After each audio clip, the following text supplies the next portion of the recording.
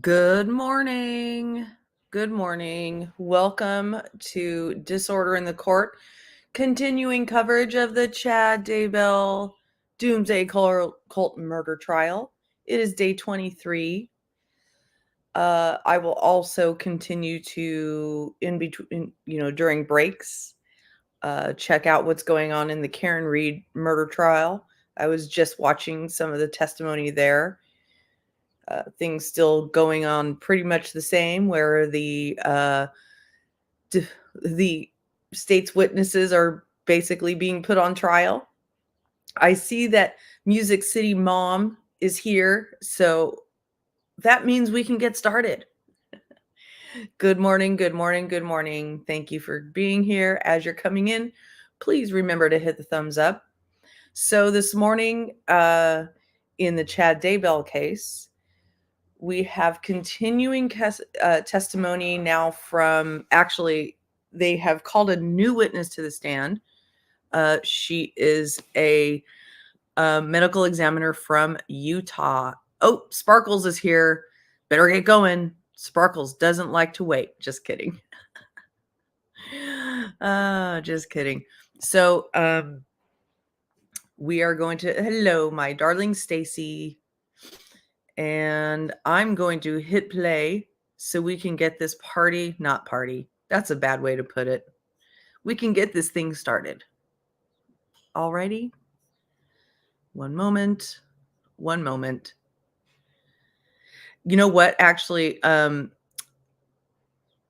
you said Music City Mom, that boyfriend's, I don't think I've gotten to that part yet. That boyfriend's comment was hilarious.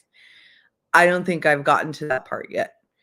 I did get to the part where the judge tells the lawyer, please stop saying of course, and the lawyer says, of course.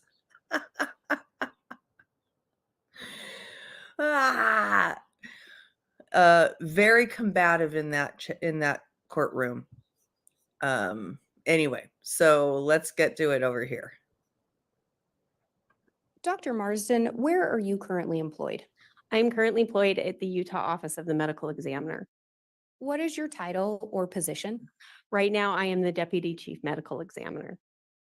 How long have you worked in that position? In this position, I've been the Deputy Chief for approximately a year. So I was also the Forensic Pathology Fellow during my training year, and then was an Assistant Medical Examiner after that. Prior to working at the Office of the Utah Medical Examiner, did you have other experience as a pathologist? Yes. What was that? So I was the autopsy pathologist and medical director for Northwestern University in Chicago, Illinois. Do you have any specialized training in order to be a forensic pathologist? I do. Can you tell us a little bit about that? So the training to become a forensic pathologist starts with an undergraduate degree in college. After that, we go to medical school and finish a 4-year medical degree. We then receive a internship, and then I did a year of forensic pathology fellowship training after that before starting as a forensic pathologist.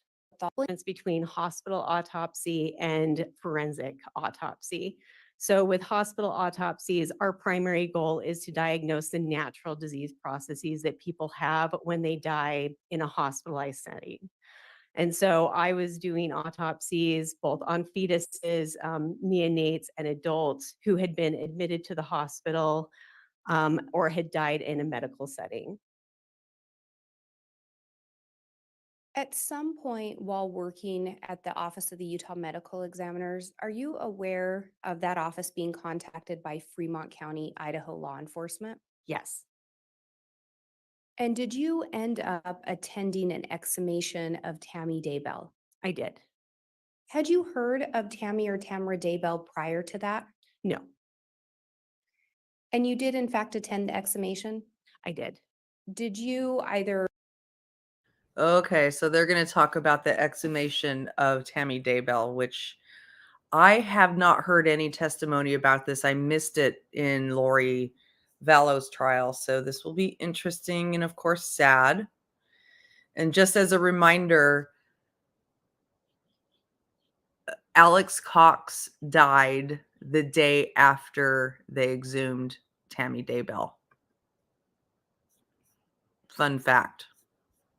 Or follow or were in close proximity with the body for transport to your office? I was.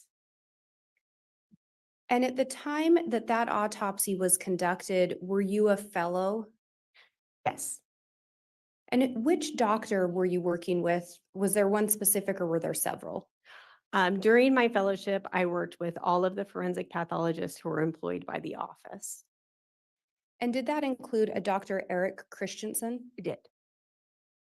Did you in fact conduct the autopsy alongside Dr. Christensen?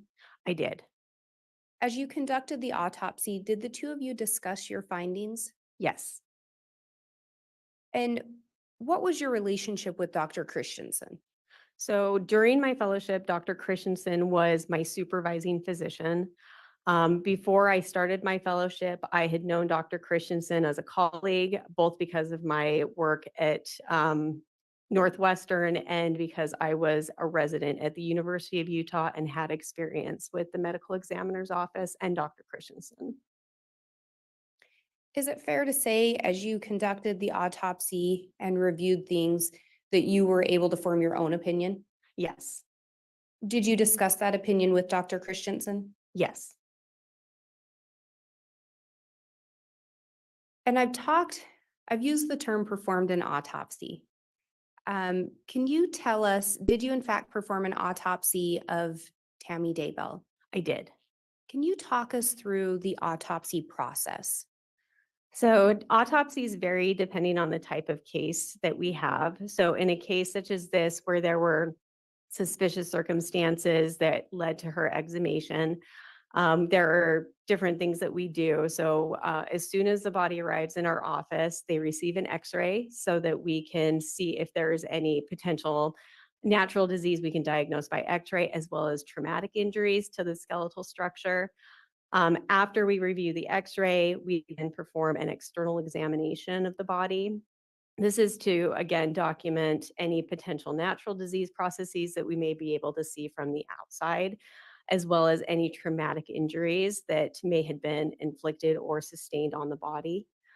After an external examination is performed, if there's trace evidence that needs to be collected, we will do that. We will then do an internal examination where we dissect all of the major organs to look for any natural disease processes, any traumatic injuries, anything that could explain why a person has become deceased. And kind of breaking it down, when you started with the external examination of Tammy, did you notice anything? So Tammy, of course, had been embalmed previously and had been interred. So she had the findings that we see related to embalming, an incision near the neck for embalming, as well as a puncture in her abdomen where more embalming fluid is infused. She also had, the changes that you see with internment. So she had various molds that had unfortunately been growing on her body. And then in addition to that, she had some contusions, or what that's the technical term for a bruise, on her chest and on her arms. Through the external examination, did you find any noticeable or immediate cause of death? No.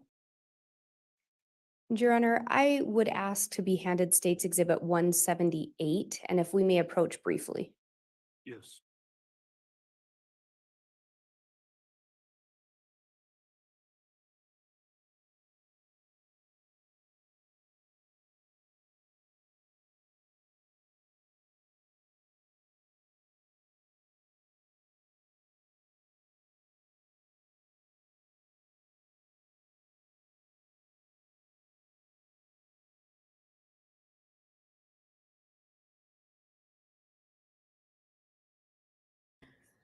I was confused, so I just looked it up, Sparkles, and there was no toxicology. It says toxicology reported as negative.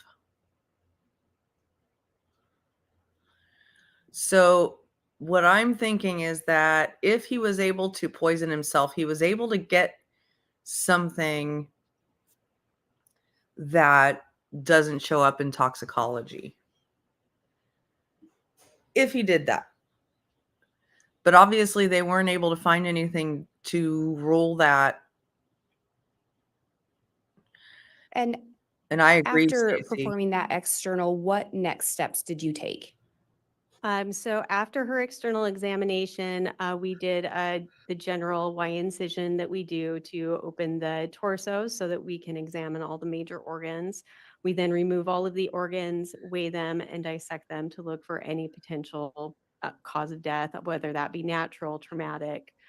And then we open the head, we do an incision through the scalp that can be easily hidden, and then open the skull cap to remove the brain, which is then placed in a fixative so that it can be dissected at a later date more thoroughly so that we're not rushing. And as you went through that process, did a cause of death become apparent for Tammy Daybell? No. Did you find anything abnormal or anything that caught your attention in doing that internal exam? The only thing abnormal we really found on Tammy's examination was that she had a lot of fluid in her lungs, which we call pulmonary edema. And she had a foamy fluid in her airways, so her trachea and her larger bronchi.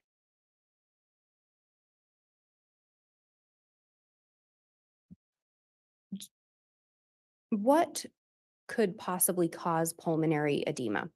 So pulmonary edema is very nonspecific. It essentially occurs anytime a person is experiencing respiratory failure for whatever cause. There are multiple causes, both natural and non-natural, that can result in pulmonary edema. Natural things that can cause pulmonary edema are things like congestive heart failure or pneumonia, both of which I was not able to see on Tammy Daybell. Non-natural causes we are frequently seen with drug overdoses, anything that causes asphyxia, drownings, and those are the things that I think of off the Hi, top of my head when I Rachel. see that. Did you find any other injuries or signs consistent with any of those potential causes immediately? No. What were your next steps after performing that internal part of the autopsy? So while we're doing the internal examination, we're obtaining samples for potential toxicology testing. So for samples, just in general, the best sample that we can get is blood. Unfortunately, in somebody who's been embalmed, most of the blood has been removed from the body in the embalming process and replaced with embalming fluid, which is a mixture of different volatile compounds like formaldehyde, alcohol, methanol. So, we get what we can from vessels, which is essentially just a mixture of the blood that's left and embalming fluid. And then we also obtain liver tissue, which we have a fair number of standards for as far as comparisons of lethal to therapeutic levels. And then we get some eye fluid, which is relatively well preserved during the embalming process. And then in her bladder was intact, so we were also able to get urine. What did you do with those samples that you were able to collect, if anything? So the samples were sent to labs for various testing, and we used two labs to do our toxicology testing. We used a reference lab in Pennsylvania that does a very large amount of forensic toxicology testing called NMS labs. And then because of the circumstances around the case, we also involved the Utah Chemical Threat Response Lab to do some specialized testing and things that aren't normally tested for. What, if anything, were the results of those tests? So, based on everything that was ordered, the only thing that we really found in Tammy's system was fluoxetine, which was an antidepressant that she was known to have been prescribed for many years.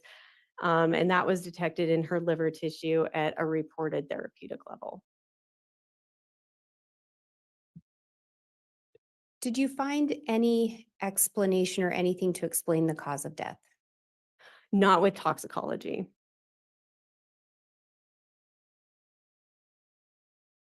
Once that toxicology was ruled out and there was no immediate cause to be seen, what did you next consider as possible causes? So when we have negative autopsies like this, so it's not an autopsy that's completely normal, but there is no cause of death that we're able to see. There's a few things that we have to consider. So we consider, you know, seizure disorders, we consider cardiac arrhythmias, and as far as non-natural causes, we consider asphyxia. So we have to really take a look at all of these possibilities and see what is the most likely and what can essentially be ruled out. So in Tammy Daybell's case, we initially got some information at first that she had been having some minor shaking fits that looked like seizure activity. So we had our neuropathologist examine the brain very thoroughly to see if there was any possible reason why she could be having seizures. It is extremely unusual for a 49-year-old woman to just spontaneously start developing seizures without some anatomic reason, like a tumor or a brain bleed or something like that. And we just weren't able to find anything. The other thing that we think about are cardiac arrhythmias. So, with cardiac arrhythmias, so abnormal heartbeats in the heart that can lead to sudden death. These, again, are very unusual in a 49-year-old who has no history of palpitations or anything that has been evaluated by a physician. So her heart was structurally normal. It was the normal size. It did not have dilated chambers. All of her valves were normal. So there was really no great reason why she would be experiencing a cardiac arrhythmia at this time of her life without anything preceding it. After that, we're left with asphyxia. And asphyxia is a diagnosis of exclusion. And in our opinion, we did thoroughly exclude the other potential causes of death with a negative autopsy. Hey, Johnny. And when we talk about being left with asphyxia, is that what you ultimately determined to be the cause of death? We did. What did you determine to be the manner of death? Manner of death in this case was homicide. How many types of manners do you consider? So we have 5 manners of death that we get to choose from. And what are those? So there is natural, which is death by a natural disease process. Accident, which is death from an accidental external factor. Suicide, which is death by one's own volitional act. And homicide, which is death by the act of another person. And then if after the autopsy and examination, we don't have enough information to make a determination, we have a category that is cannot be determined. Have you ever conducted an autopsy where you determined the manner to be undetermined? Yes, Have you conducted other autopsies where you determined the manner to be homicide? yes. Do you know approximately how many autopsies you've conducted? In my career, I've conducted approximately 2,000 autopsies.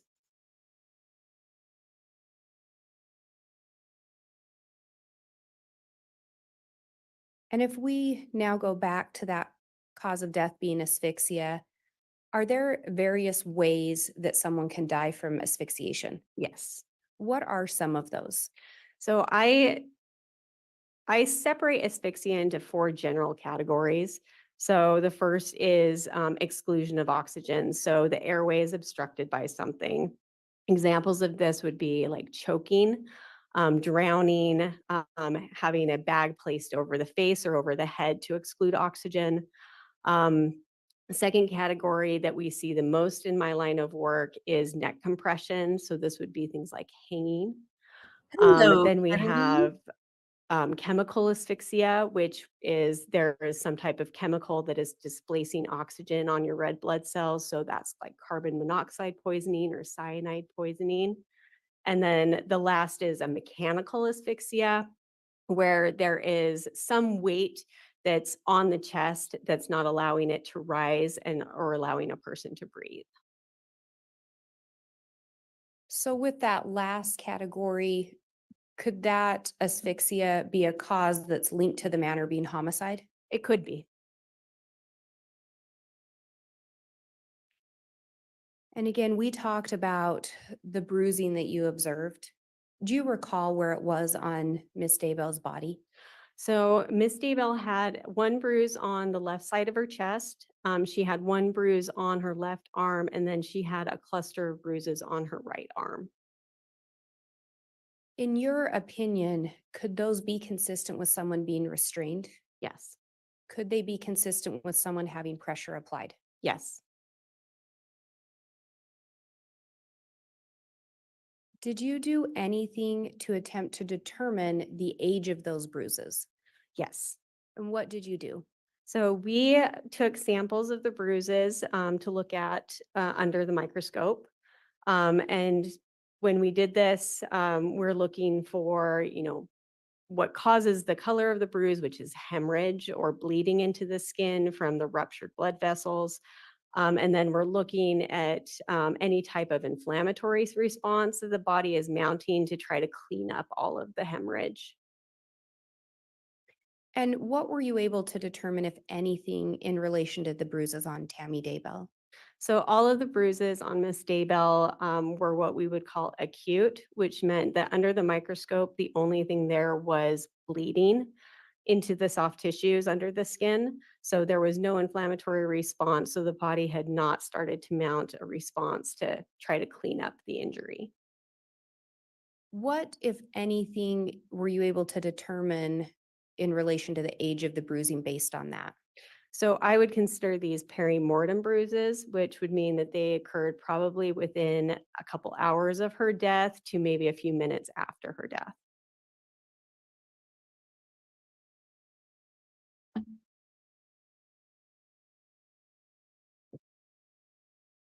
Did you observe any lividity on Miss Daybell's body? Yes. Can you explain a little bit about what lividity is? So lividity is a postmortem change that happens in the body when the blood stops circulating. So when your heart's not beating anymore and blood is not circulating through your body, it kind of just falls with gravity. So whatever the position a person is in, all of the blood that's in your blood vessels just starts to settle.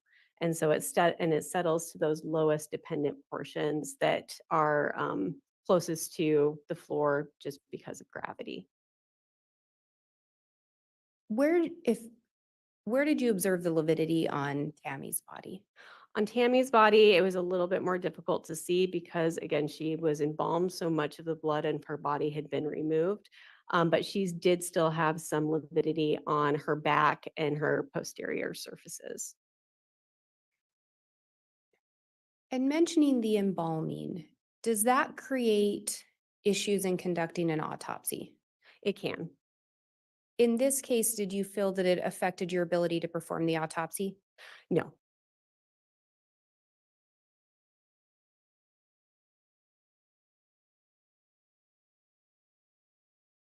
Did it have an impact on your ability to determine the manner of death? no.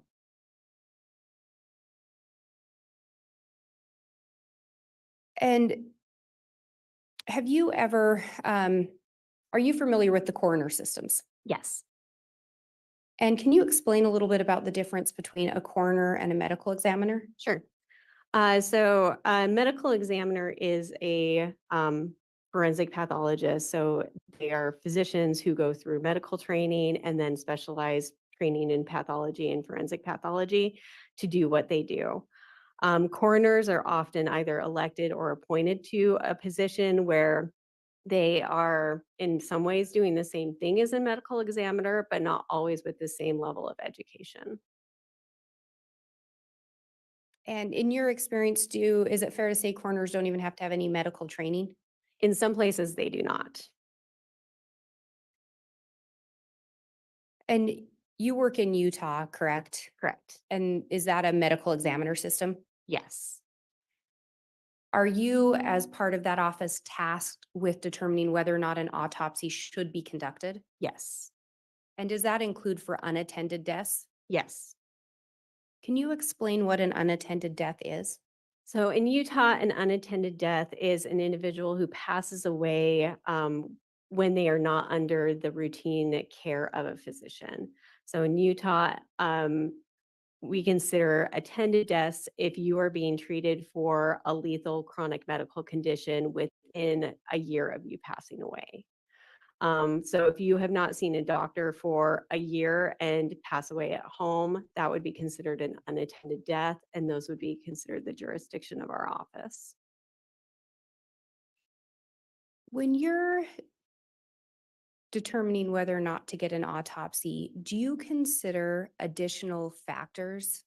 Yes, Does that include police reports? it can. Can it include witness statements? Yes, Does it include medical records? yes.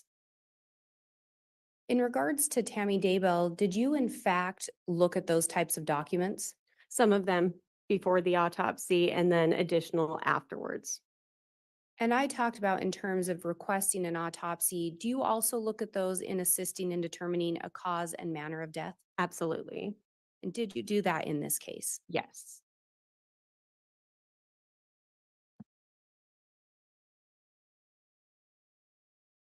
Can you tell us a little bit about what rigor mortis is? So rigor mortis is like lividity, again, a postmortem change.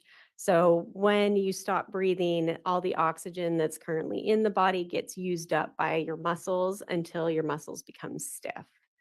And then once that happens, you usually continue to stay stiff until decomposition starts to break that down. Are you able to determine a specific time of death based on rigor mortis? No, Does it assist in providing a time frame? it could. If a body is described as stiff and cold, would that indicate anything to you? If they are being described as stiff and cold, what I would consider is that they've likely been deceased for a couple hours, but I would also be asking more questions of my investigators. What do you mean by stiff? Is it stiff in just her jaw? Is it stiff in her arms and her legs and her hips? Because that stiffening happens as a progression, starting with the smaller muscles and then going to the larger muscles. And so I would be asking my investigator more specifically, what are you meaning by stiff? And then that would give me more of a time frame that I can work with. But if somebody just says stiff to me, I would usually say a couple hours, but I can't be more specific than that. And in the case of Tammy Daybell, is it fair to say you were not on scene initially when her death was reported? No. When we talk about those bruises on Tammy's body, if someone's stiff or been dead for a few hours, would something cause bruising to the body at that point? Judge, speculation, objection. She's an expert. I'm asking her expert opinion. So ruled. Sorry, will you repeat the question? Yes. If someone's been described as stiff and potentially dead for a few hours, would you expect that body to be bruised by some kind of external factor at that point? Not at that point. And when we talk about the various ways that asphyxia can occur, can some of those not leave any external signs? Absolutely. Can some of them not leave very many internal signs? Absolutely. Is one of the internal signs of asphyxiation the pulmonary edema? It can be.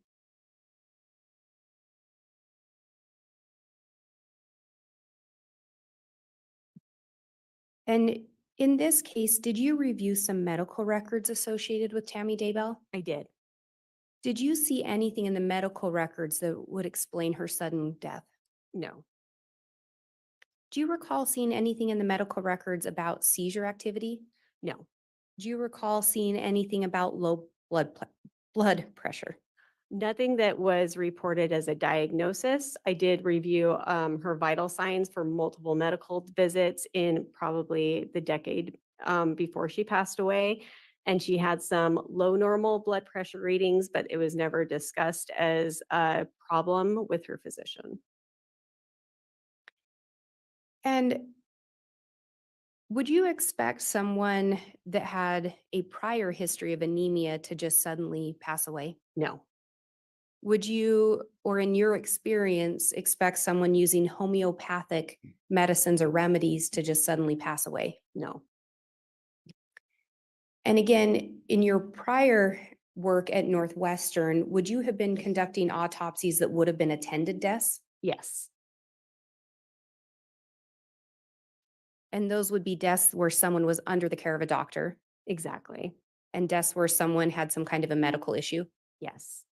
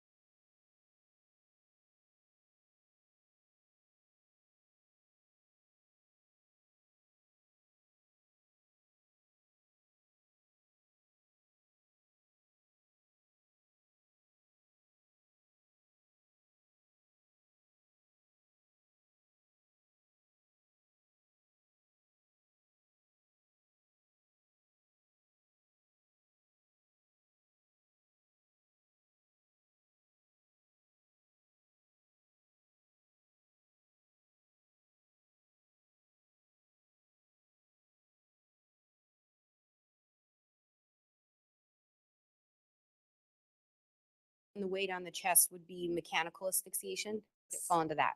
Sorry. Internet was wildin'. Sorry.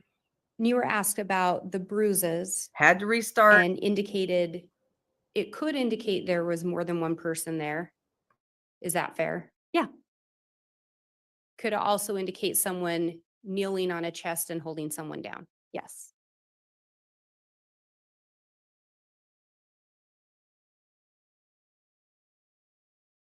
In reviewing possible causes of death, what did you determine in relation to a seizure as a possible cause? That it is extremely unlikely and improbable. What did you determine with regard to cardiarrhythmia as a cause? The same, extremely unlikely and improbable. And again, ultimately, what did you determine the cause to be? Asphyxia, And what did you determine the manner to be? homicide. In your experience, or would it be fair to say that dead bodies don't generally roll out of bed?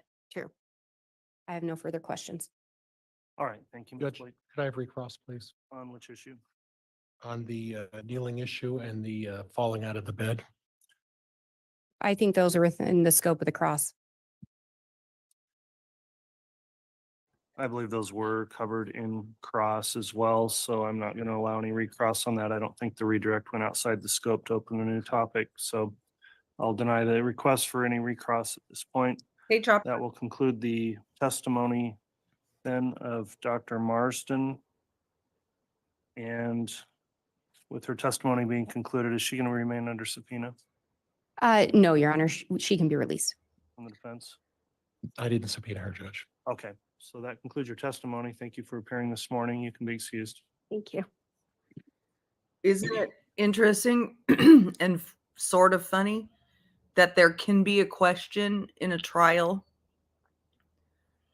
where the prosecution says, can a dead body roll out of bed? State can call us next witness. The state will call investigator Ricky Wright.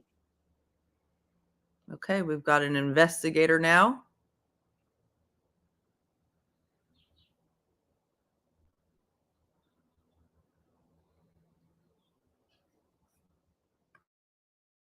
Judge, that looks like Officer Hermosillo. That's what to I was me. thinking. That's who I think it is. Unless Officer Wright is muscled up a little bit, but They may have gotten a little confused. So if we may have just a moment. Yes. It is Officer Hermosillo. But there goes Pryor trying to be funny. Pryor is about as funny as Alex Cox was.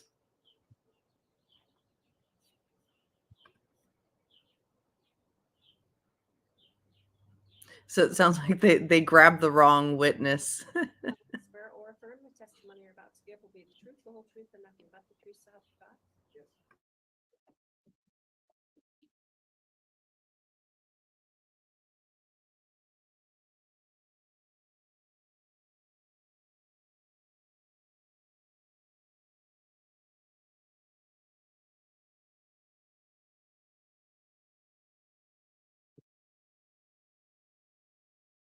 All right, I'll note now the witness has been sworn. Before we begin with direct, I want to inquire, Officer Wright, have you watched or viewed in any way any of the testimony that's taken place in this trial since it started? No, I have not. Okay, have you talked to anyone else about testimony they've given at trial? No, I have not. Very well. With that in mind, then, Ms. Blake, if you'd like to inquire, you may. Thank you. Would you please state your name and spell it for the record? Yes, Rick Wright, Wright. And where are you currently employed? I am currently employed as a contract special investigator for the FBI in Pocatello. And what position did you hold prior to that? Yes, I was a special agent with the FBI. And for purposes of today, would you prefer investigator or agent? Investigator is fine, or Mr. Wright is fine. And how long were you employed with the FBI? I was a special agent for 24 and a half years. Do you have or did you receive any specialized training in order to be a special agent?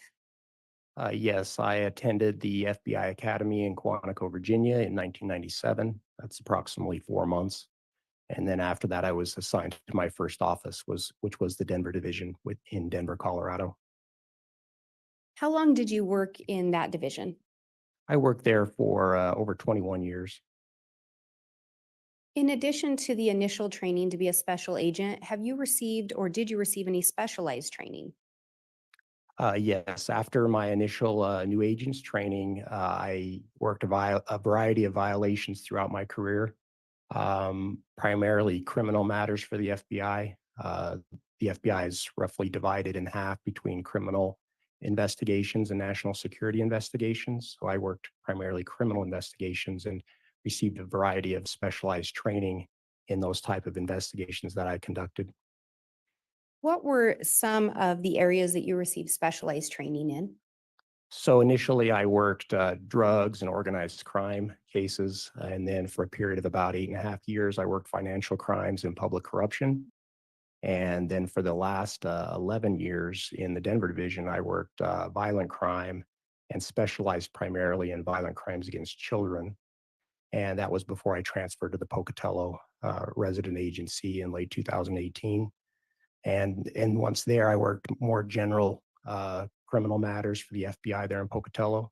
So throughout my career, I received specialized training in all those types of investigations, particularly regarding crimes against children, which was much of my career. I received specialized training in responding to missing abducted children, sex trafficking of children, other exploitation of children, international parental kidnappings. And I received that training. Usually most of these trainings were 1 to 5 day trainings, usually once or twice a year. Much of that came from within the FBI, from the Violent Crimes Against Children unit, or the Behavioral Analysis unit, or the Child Abduction Rapid Deployment teams that the FBI uses for child abductions, or from outside agencies or organizations like the National Center for Missing and Exploited Children and other law enforcement agencies. And you indicated in about 2018, you ended up transferring to the Pocatello area.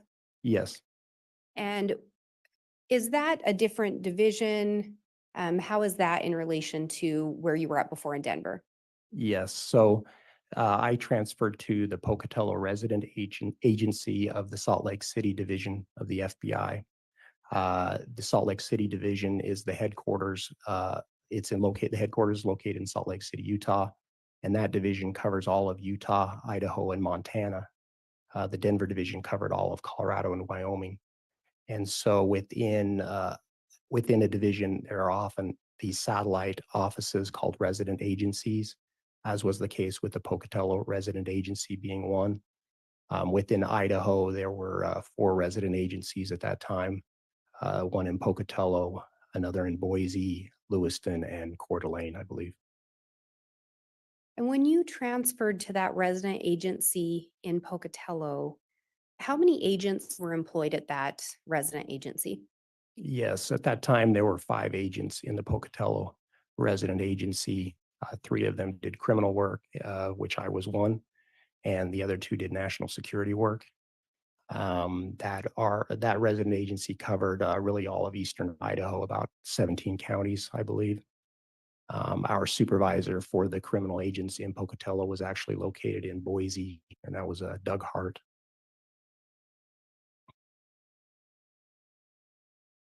At some point while working there in Pocatello, did you become involved in a search for a missing child named JJ Vallow? Yes, I did. Can you explain a little bit about why the FBI became involved?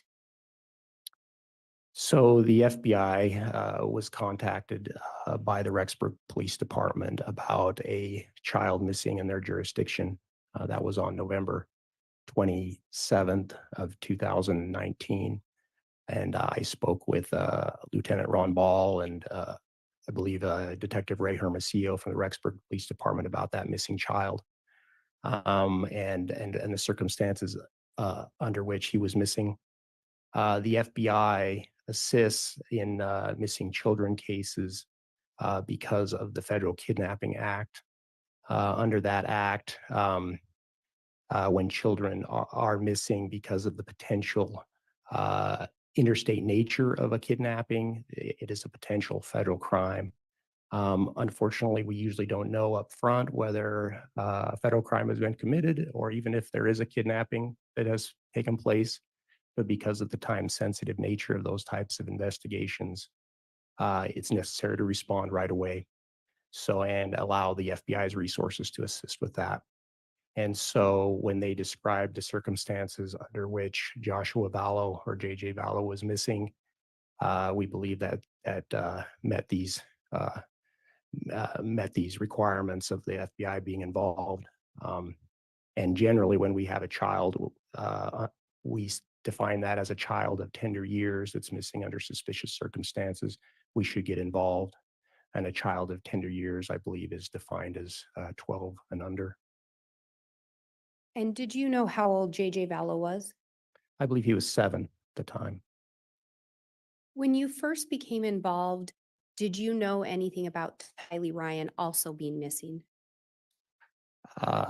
Shortly thereafter, I became aware that JJ had a sibling named Tylee Ryan. We did not realize that she was missing from Idaho at that time. Do you recall approximately when yourself and or the FBI became involved in the search for JJ Vallow? Yes, really almost immediately after that telephone call from the Rexburg Police Department, we offered our assistance and began to communicate with them on how we could provide further assistance. We opened an investigation. I believe we opened it as a police cooperation matter at first, and then within a few days changed that to a kidnapping classification. And I was assigned as the case agent on that. And due to the scope of the investigation, really the size of the investigation, we actually assigned a second case agent was assigned, and that was Travis Homer, also at the Pocatello RA. And you'd already talked about being contacted by the Rexburg Police Department. Do you know if there were additional agencies involved in investigations linked to JJ being missing? Yes, there were some related investigations being conducted by other agencies. Do you know what those other investigations were looking into? Yes, I do. And what were those things? So Rexburg Police Department, of course, was looking into the JJ being missing, but the Fremont County Sheriff's Office, also in Idaho, was looking at the death of Tammy Daybell. And there were two agencies in Arizona that I became aware of that were looking at incidents in their jurisdiction. That was in the Gilbert Police Department was one, and they were looking into an attempted shooting of Brandon Boudreaux, and the Chandler, Arizona Police Department was looking into the death of Charles Vallow. Would it be fair to say that this turned into a joint investigation? Yes, And did you personally become involved in the investigation? yes, I did. Did you become involved in the investigation into Tammy Daybell's death? Yes, I did. And then did you also investigate the JJ and Tylee being missing? Yes, Did you ultimately assist in investigating their deaths as well? yes.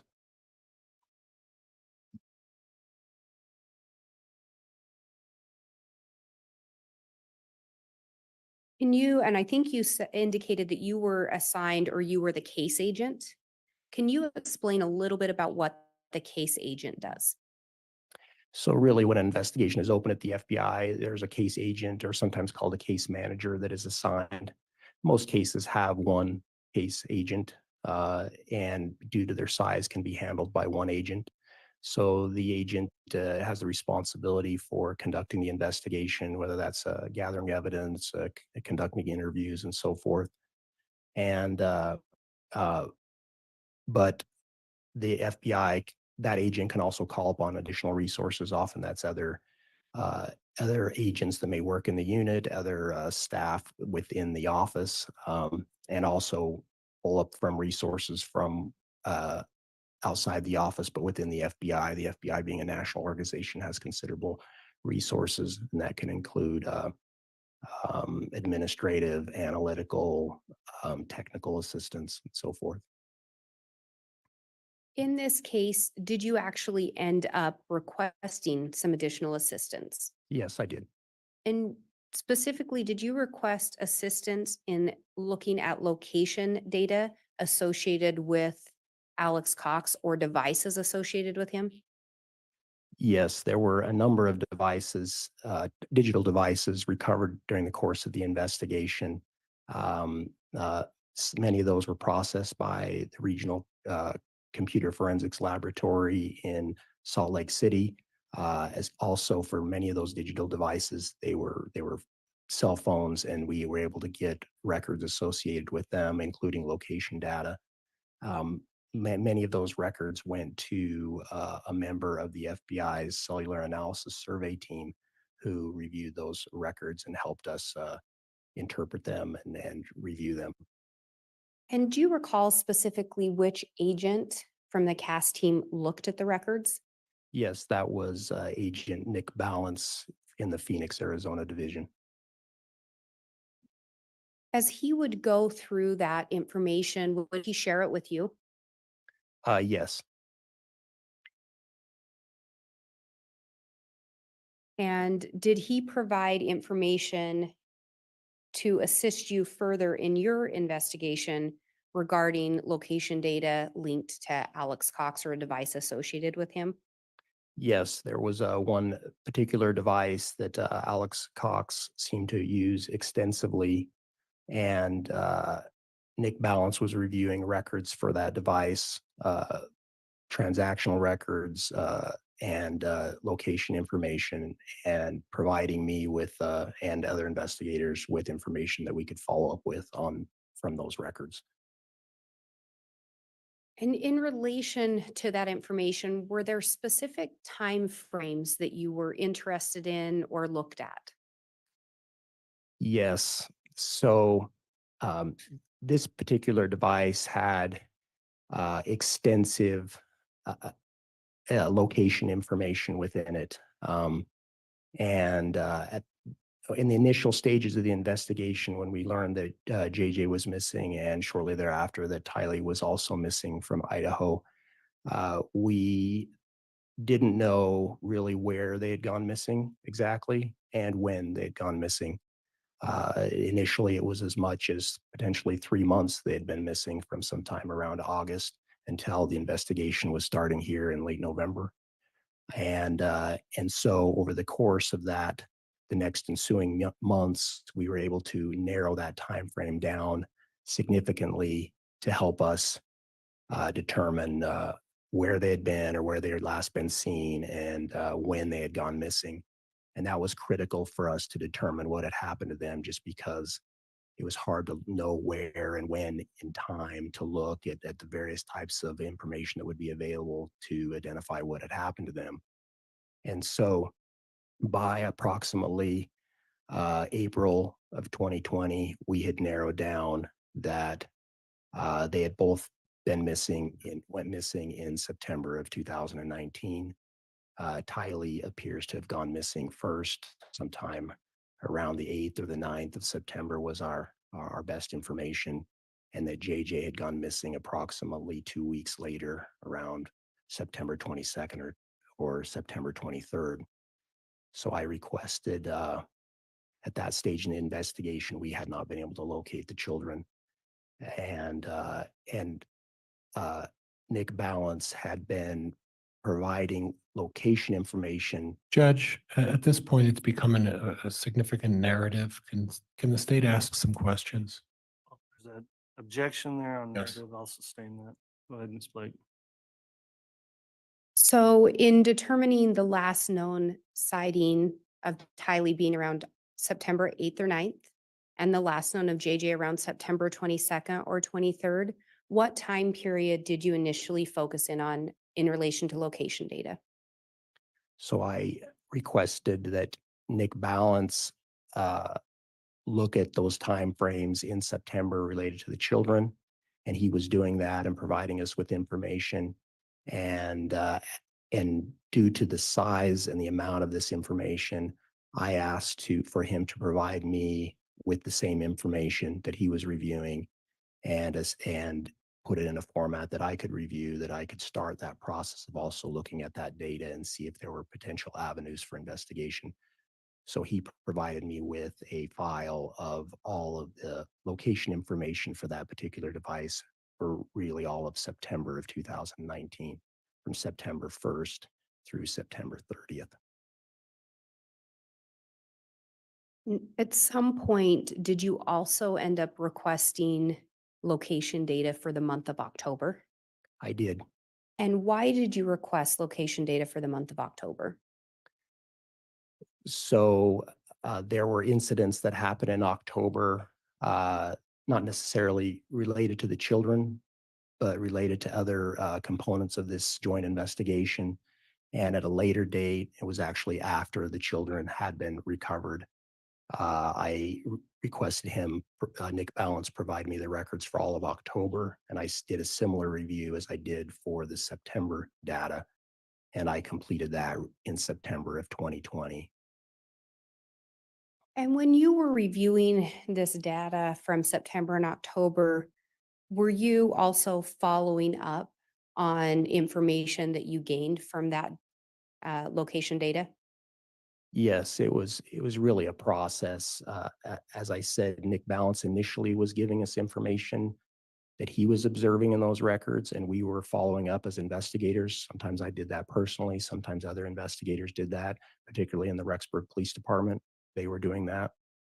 And then as I started looking at those records myself, I tried to, as best as I could, determine whether there's potential follow-up investigation can be at these sites where the device had gone. And some of that I did myself. Sometimes other investigators were tasked to go and follow up with what we observed. And in going through that location data and then looking through the follow-up that was done, did you assist in preparing a summary exhibit today? Yes, I did. And is that, actually, I will do this. Your Honor, I have what's been marked as States Exhibit 299.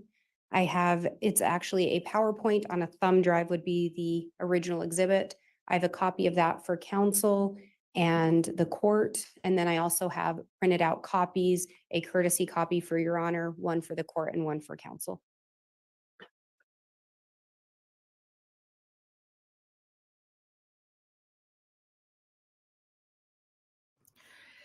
And I'm- Can you explain a little more about what the summary exhibit is?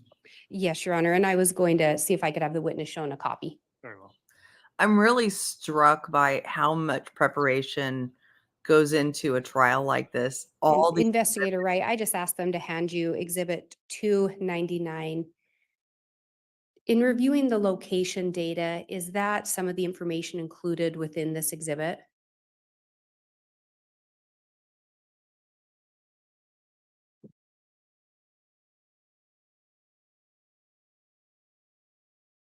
Yes, it is. Does this exhibit also contain some of the follow-up investigation that was completed as well? Yes, it does. Would this, in looking through it, does this appear to be an accurate depiction of the exhibit created?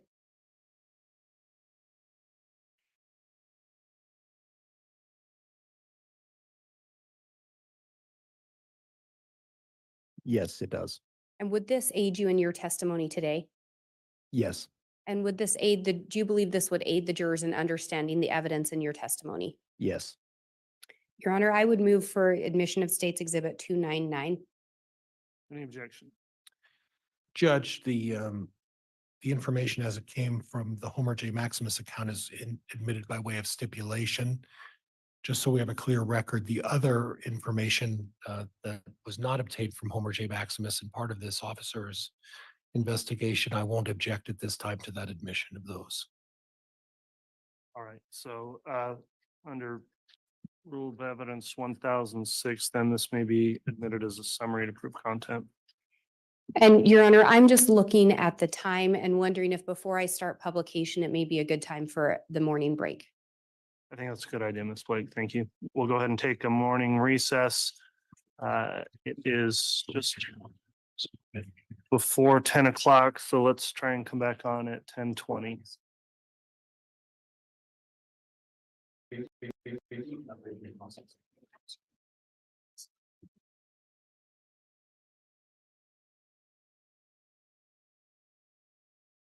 Okay, they're taking a break and there's no catching up to do for us.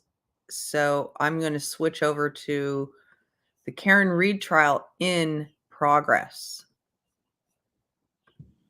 But do you recall specifically seeing him leave from the house? Yes. And which door would he have left? I'm not sure exactly what door, but I know someone did pick him up, but I'm not sure who did. So And so when it comes to the front door of Fairview Road, there's two doors in the front area of the house. yes, And as far as with respect to either of those two doors, you don't remember him leaving from some other door of the house, correct? correct. So if he left, or when he left, it would have been from one of those two front doors. Yes. Now, at some point, at least after Ms. Kent, Ms. Fabiano, Ms.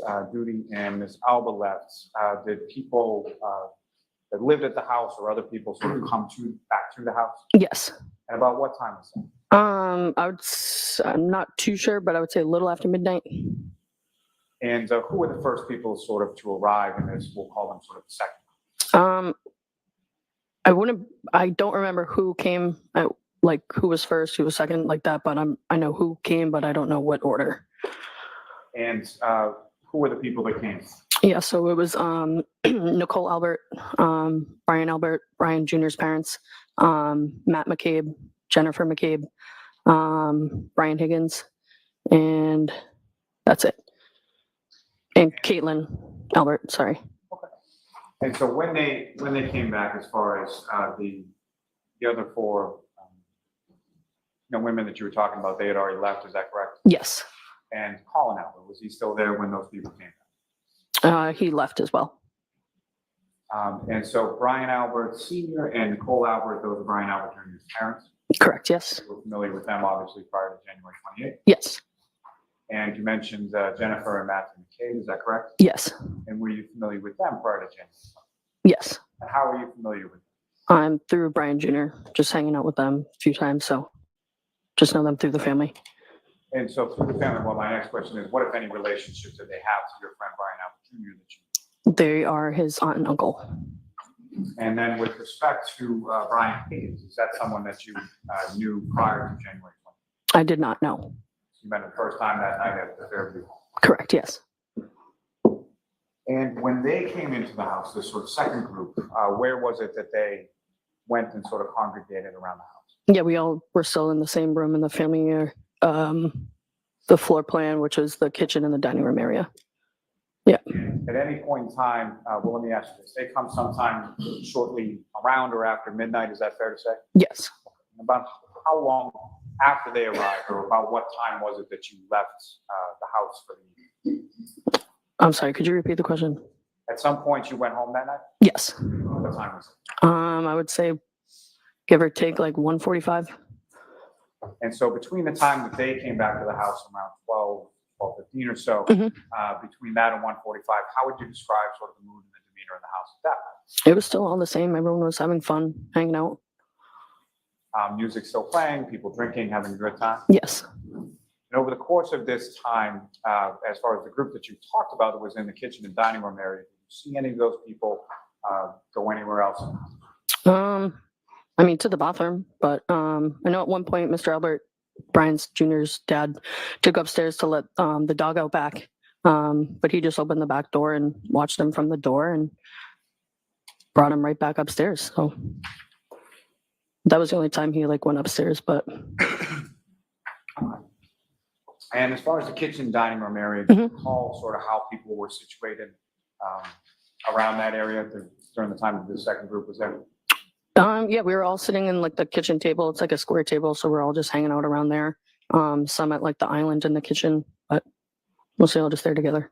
Can you recall specifically, I know we're talking over 2 years ago, do you recall specifically where people were within that area around the table? I don't know. You recall where you were? I was sitting like in the corner, so I could see like the island, the kitchen table, like the front door and like the windows, I guess. Yeah. Where you were seated around the table, could you see the front door? Yes. And so beyond the people that you'd already talked about being in that kitchen dining room area in that second group, Mhm. did anybody else come into the house that night while you were there? No. And at the time on January 28, 2022, were you familiar with either a person named John O'Keefe or a person named Karen Reed? No. And at any point in time, not knowing them, did you see anybody else come into the house while you were there between that 12 to 12:15 and 1:45? No one else came in. No. Now, do you recall who was sort of around you where you were at the table? Immediately around you as well. I would say Jennifer McCabe, Sarah Levinson, Caitlin. I can remember like sitting at the table like with me. Yeah. Now, at some point in the evening, let me ask you this: what if any sort of plans did you have as far as how you were getting home? Yeah, I did text my brother to see if he could pick me up on his way home with his friend, on their way home to come pick me up, which they did. Which of your two brothers was that? My brother Ryan. So you texted Ryan to see if he could come pick you up? Yep. And did you have to give him an address or anything like that, or how did you explain to him where you were? I just said I was at Ryan Jr.'s house, if you could pick me up. And is that somewhere that your brother had picked you up from on prior occasions? Yes. And about what time, if you know, did you send that text to your brother about getting picked up? I'd probably say a little after, probably like 15 minutes after midnight. Yep. And as far as the other people in that second group that you were talking about, Mhm. how did you reach out to Ryan to get picked up? Are those other people there? Yes. And you indicated that your brother then came to the house at some point? Yes, he did. And about how long after you texted him did he arrive, if you know? I'm not quite sure. And when he arrived, did he come into the house or did he reach out to you in any way to let him know? He just texted, oh, sorry. No, I'm sorry. Did he reach out to you at any point to let you know that he was? Yes, he did text me saying that he was outside. And upon receiving that text, where did you go? I went out through the front door. Now, before you went out through the front door, what, if any, conversation, well, let me strike that as far as a conversation, but who, if anyone, did you speak to about the fact that your brother was outside of the house? Yeah, I just mentioned saying my brother's outside. I do remember someone or a few. I want to hear the answer first. Just a few people saying, "Oh, just have your brother come in." So I went outside, and it was my brother in the passenger seat, his friend Ricky, and then his ex-girlfriend Heather. I asked them if they wanted to come in. They said no. I'm going to let that stand, but next question. So you go outside to where your brother was, right? Yes, And you recall which of the two front doors you used to go outside? I used the front door. Front door is the one with the brick steps, is that correct? Correct. Yes. You come down the brick steps, go down the walkway. Do you recall how you came down to where your brother was? I walked down the steps through the little path, and then down the driveway. And they were parked right in front of the driveway. So they were parked right at the end of the driveway? Yes. And what kind of vehicle was this that you came up to? It was Ricky's pickup truck, a Ford F-150. And you mentioned that there were 3 people in the truck, is that correct? Yes. Where were they seated within the truck when you got? Ricky was driving his truck. Ryan was in the passenger seat, and then Heather was in the back seat. You mentioned that Heather is Ryan's ex-girlfriend, is that correct? Correct. Were they dating at this time? At that time, yes. Now, with regard to Ricky is someone who's a close friend of your brother, is that correct? Yes. You know him pretty well? Yep. And so you get to the truck, do you recall how it was that you were speaking to your brother Ryan? Was it straight through an open window? Did you open the door, or how were you communicating? He rolled down his window. And when you came out to the truck at the end of the driveway, what, if any, other vehicles did you see in the area of the house on Fifth? Well, before, when I went outside, I did notice another vehicle before my brother pulled up. So you had gone outside before your brother had, or Ricky had fully sort of parked the truck? No, he was like fully outside already, and then I went out, and it was just Ricky's truck. And so at some point later, there was another vehicle that came up? Prior. Right. Correct. And can you describe that vehicle for the jury? Sort of what did it look like? What kind of vehicle was it? Yeah, it was a black SUV. And had you ever seen that vehicle before? No. And you go up to the truck and you're talking to your brother, is that correct? Yes. Now, with regard to about how long a period of time were you talking with your brother next to the truck? I would say maybe 3 minutes max, not even. And did you invite your brother and his friends inside the house? Yes. How did they respond? They said, no, we just want to go home. And then I was like, I'll find out another ride home. And so that brings me to my next question as far as arrangements for you coming home. Was there any, prior to you coming out of the house, was there any talk or discussion about how you would get home if you didn't go home? Yeah, Matt McCabe and Jennifer did offer to drive me home if I didn't want to go home with my brother. So I just stayed and then took their offer. You decided you wanted to stay and took them up on their offer. Correct, yes. And in addition to yourself, who if anyone else went home from the residence on Fairview with the McDays? It was me and Sarah Levinson. Now, if I could bring you back to that period of time when you're outside, the vehicle that you were talking about, where is that in relation to the pickup truck that Ricky saw? Well, it was like the SUV wasn't there when my brother was there. It was like before. Like when I was inside, I noticed it. And so at the time that you were talking to your brother, the pickup truck, was the SUV still there? I don't believe so, no. And so where was that SUV parked in relation to where the truck was? So when I noticed looking out the window, I did notice the SUV in front of the mailbox, and then pulled up a little bit in front of the yard, and then stopped, and then pulled up again towards the flagpole. So you saw it in sort of 3 different locations at the time that you were seeing it? Correct, yes. And again, where were you in relation to the vehicle at the time that you made these observations? I was inside at the dining room table, looking out the window. And at any point in time, did you see anybody come out of that? I did not know. And at any point in time, did you see any sort of, well, when you came out initially or when you were looking out and when you came out, do you recall anything about the weather and sort of what it was doing at that point? It was, I would say like flakes of snow, a little dust on the ground. And so from the dust on the ground, from either the SUV or the pickup truck that Ricky was driving, did you see any sort of like imprints in the snow from tires or anything like that? I don't recall. You don't recall if there was that much snow or what it was? Correct. And as far as anywhere in and around where you had seen the SUV at either of the 3 spots that you saw it, did you see any sort of like footprints in the snow or on the ground or anything like that? And did you see inside of the vehicle, see anybody inside at any point in time? No. And you never saw anybody get out of that vehicle at any of the 3 different points where you saw it parked, correct? I did not know. When you saw the vehicle parked at those 3 sort of separate different locations, was the vehicle on? Was it running, if you could tell? I'm not sure, no.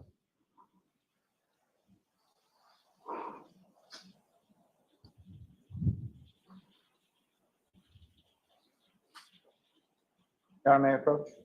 Yes.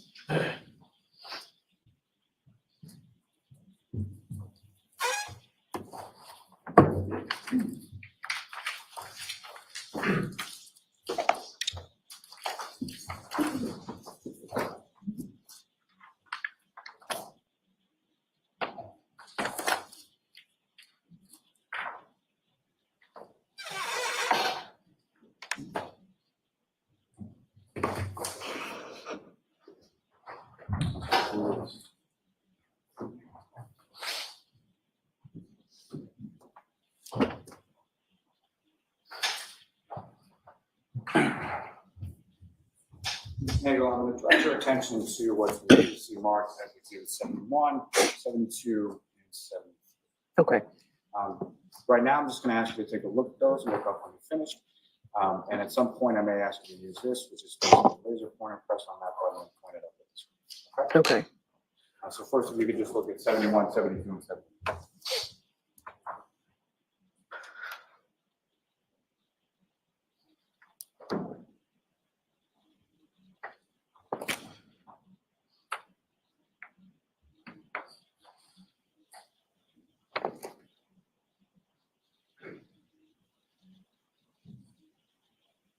All set. Generally, with respect to those 3 photographs, do you recognize what's depicted in them? Yes. Or what do you recognize? That it's my friend Brian Albert Jr.'s house.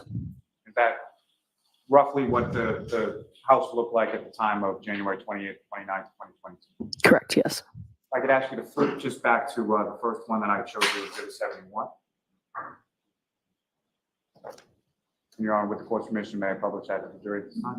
Okay.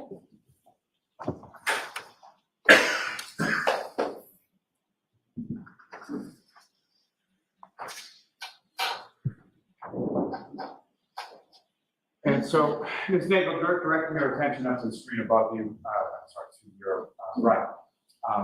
This is what you have before you as Exhibit 71, is that correct?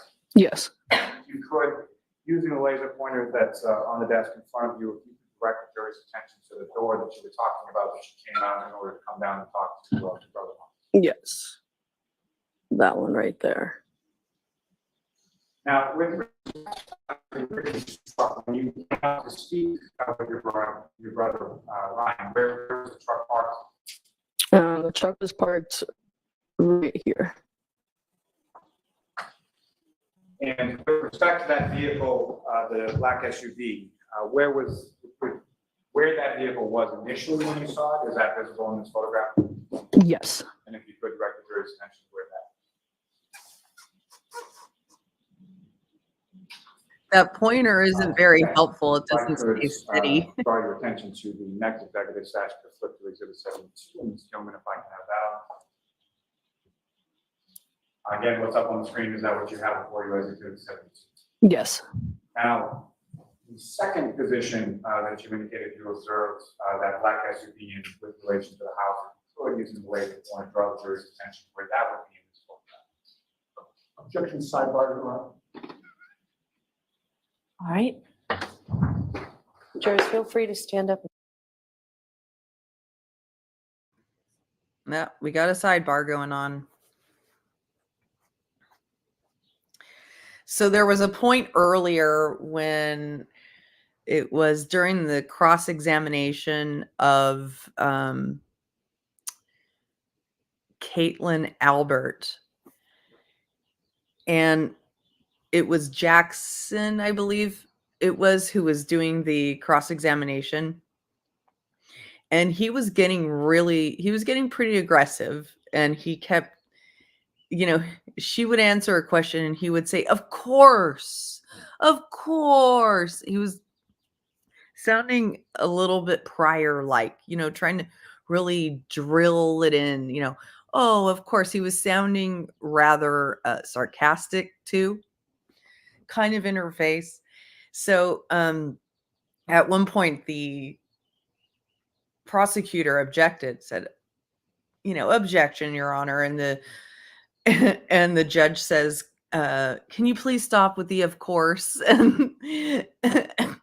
And the lawyer goes, of course, Your Honor. And the lawyer and the judge just laughs at him.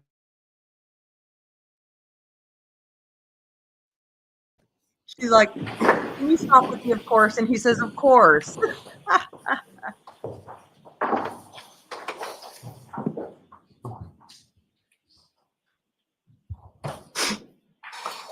So again, Ms. Nagel, directing your attention up to what's up on the screen is Exhibit 72.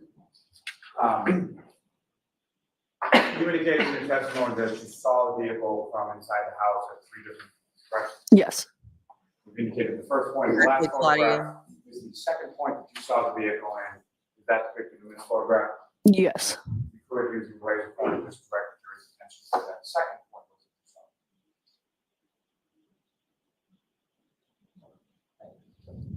If I could ask you just to flip to the next exhibit, number 73. If I can have that up. And Ms. Nagel, with regard to the third point, or the third different location that you observed that black SUV on that morning, is that visible in this photograph? Yes. And again, using the laser pointer, if you could direct the jury's attention where you observed it at the third point that you observed the black SUV. Me too, Johnny. Thank you. That's all with this, Ms. Gilman, you can take it. Thank you.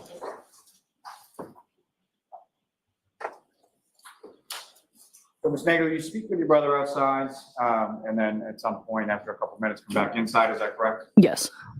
And the people that you would mention that were in the kitchen and dining room area, were they still in that area? Yes.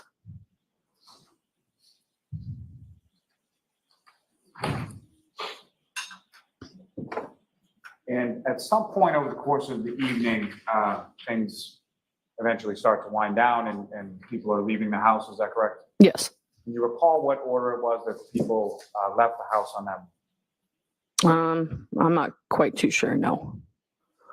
And with respect to yourself, you indicated that you left with Ms. Levinson and the McCabe, correct? Yes. And do you recall who, if anyone else, was present in the home when you left? I'm not sure, no. Hey, Arlen. And so when you left, how was it that you came out of the residence at that point? Out the front door. Same front door that you had indicated earlier. Yes. So let's move on with which door, please. Go ahead. You come out from that door, where was it that you? Went into Matt and Jennifer's car. Do you recall anything about the car, what type of car it was, or? It was an SUV, but I don't know what kind it was. And where was that vehicle parked when you went over to? I was in the driveway. And do you recall sort of how you came from the front door to the driveway? Just walked on through the pathway in the front yard and then out the door. So sort of along the brick path through the driveway to the car. Yes. Recall when you got in the car, where it was you were seated or where anyone else was seated in the car? Yeah, it was Matt driving, Jennifer in the front, and then me behind Matt, and then Sarah next to me in the back behind Jen. Now, after you get in the car, about how long was it before the car backs out of the driveway? I'm not quite too sure.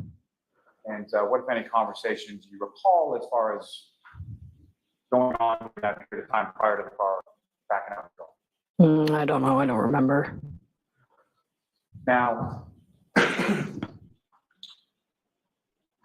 when the vehicle leaves from the house, at some point it's going by the house, correct? Yes. Do you recall which side of the McCabe's vehicle was facing towards the house? And by that, I mean, was it the side you were sitting on or the side that Ms. Levinson was? The side that Sarah was sitting on.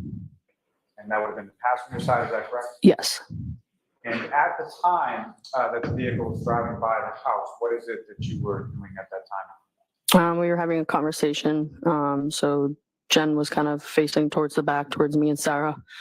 We were talking about making PB and jelly sandwiches because there was some peanut butter and jelly and bread in the car. So talking about that. But yeah. And so when Ms. McCabe she's in the front seat, is that right? Yes. And she's talking to you and Ms. Levinson, correct? Yes.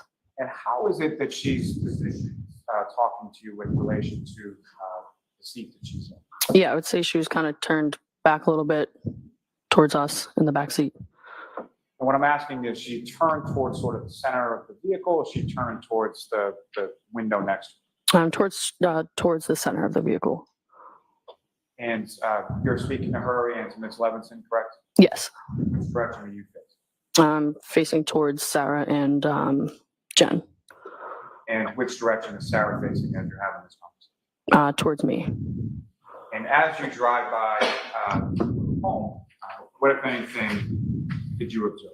I did notice behind Sarah and Jen, I did notice something out of the ordinary, like a black blob in the ground by the flagpole.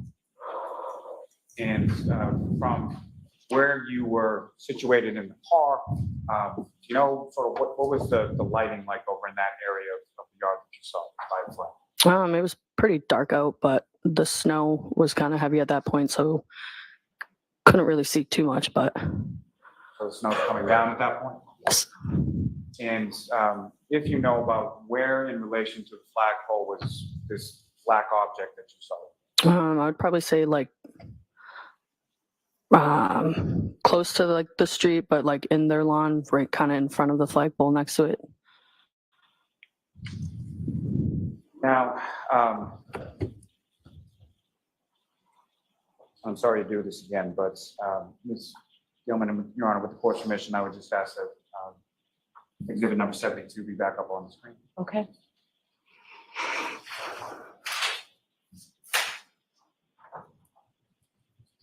I'm sorry.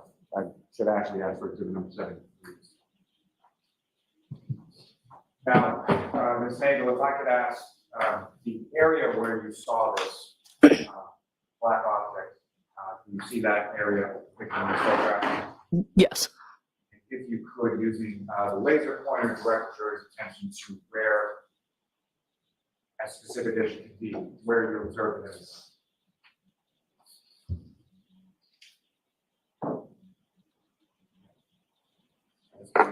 Those laser pointers are not very precise.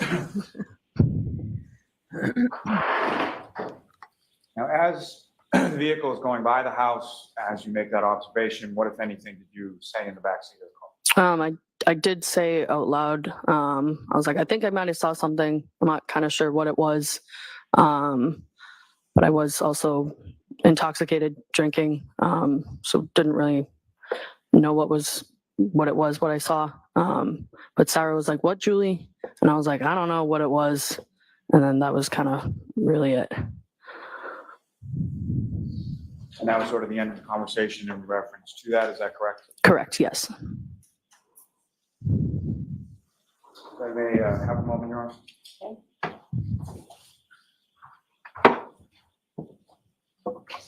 So that puts him there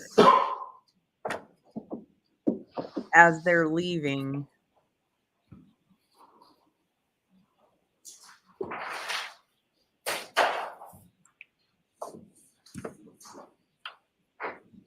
At least according to her testimony. Ms. Nagel, if I could ask you one more question. With regard to the object that you saw in that area, the flagpole, can you describe how big an object it was that you saw? I'd probably say like 5 or 6 feet, like long, but And at the time that you're driving by at that point, you could tell what it was. not quite sure, no. It was just too quick to tell.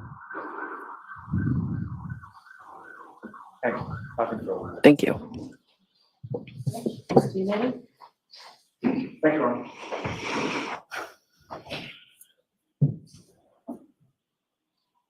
Good afternoon, Ms. Nagel. Good afternoon. On January 28th of 2022, you got to 34 Fairview Road at about 6 or 7 p.m., Correct. and you didn't leave until 1:30 or 2 a.m., correct? 1:45 around there, yeah. Okay. So you were there approximately 8 hours? I'm not really sure about the math, but I guess so. A lot of hours. Yep. Other than the people who lived at the home and slept there, you were one of the ones to spend the most time there that night, Look at the correct? screen, Johnny.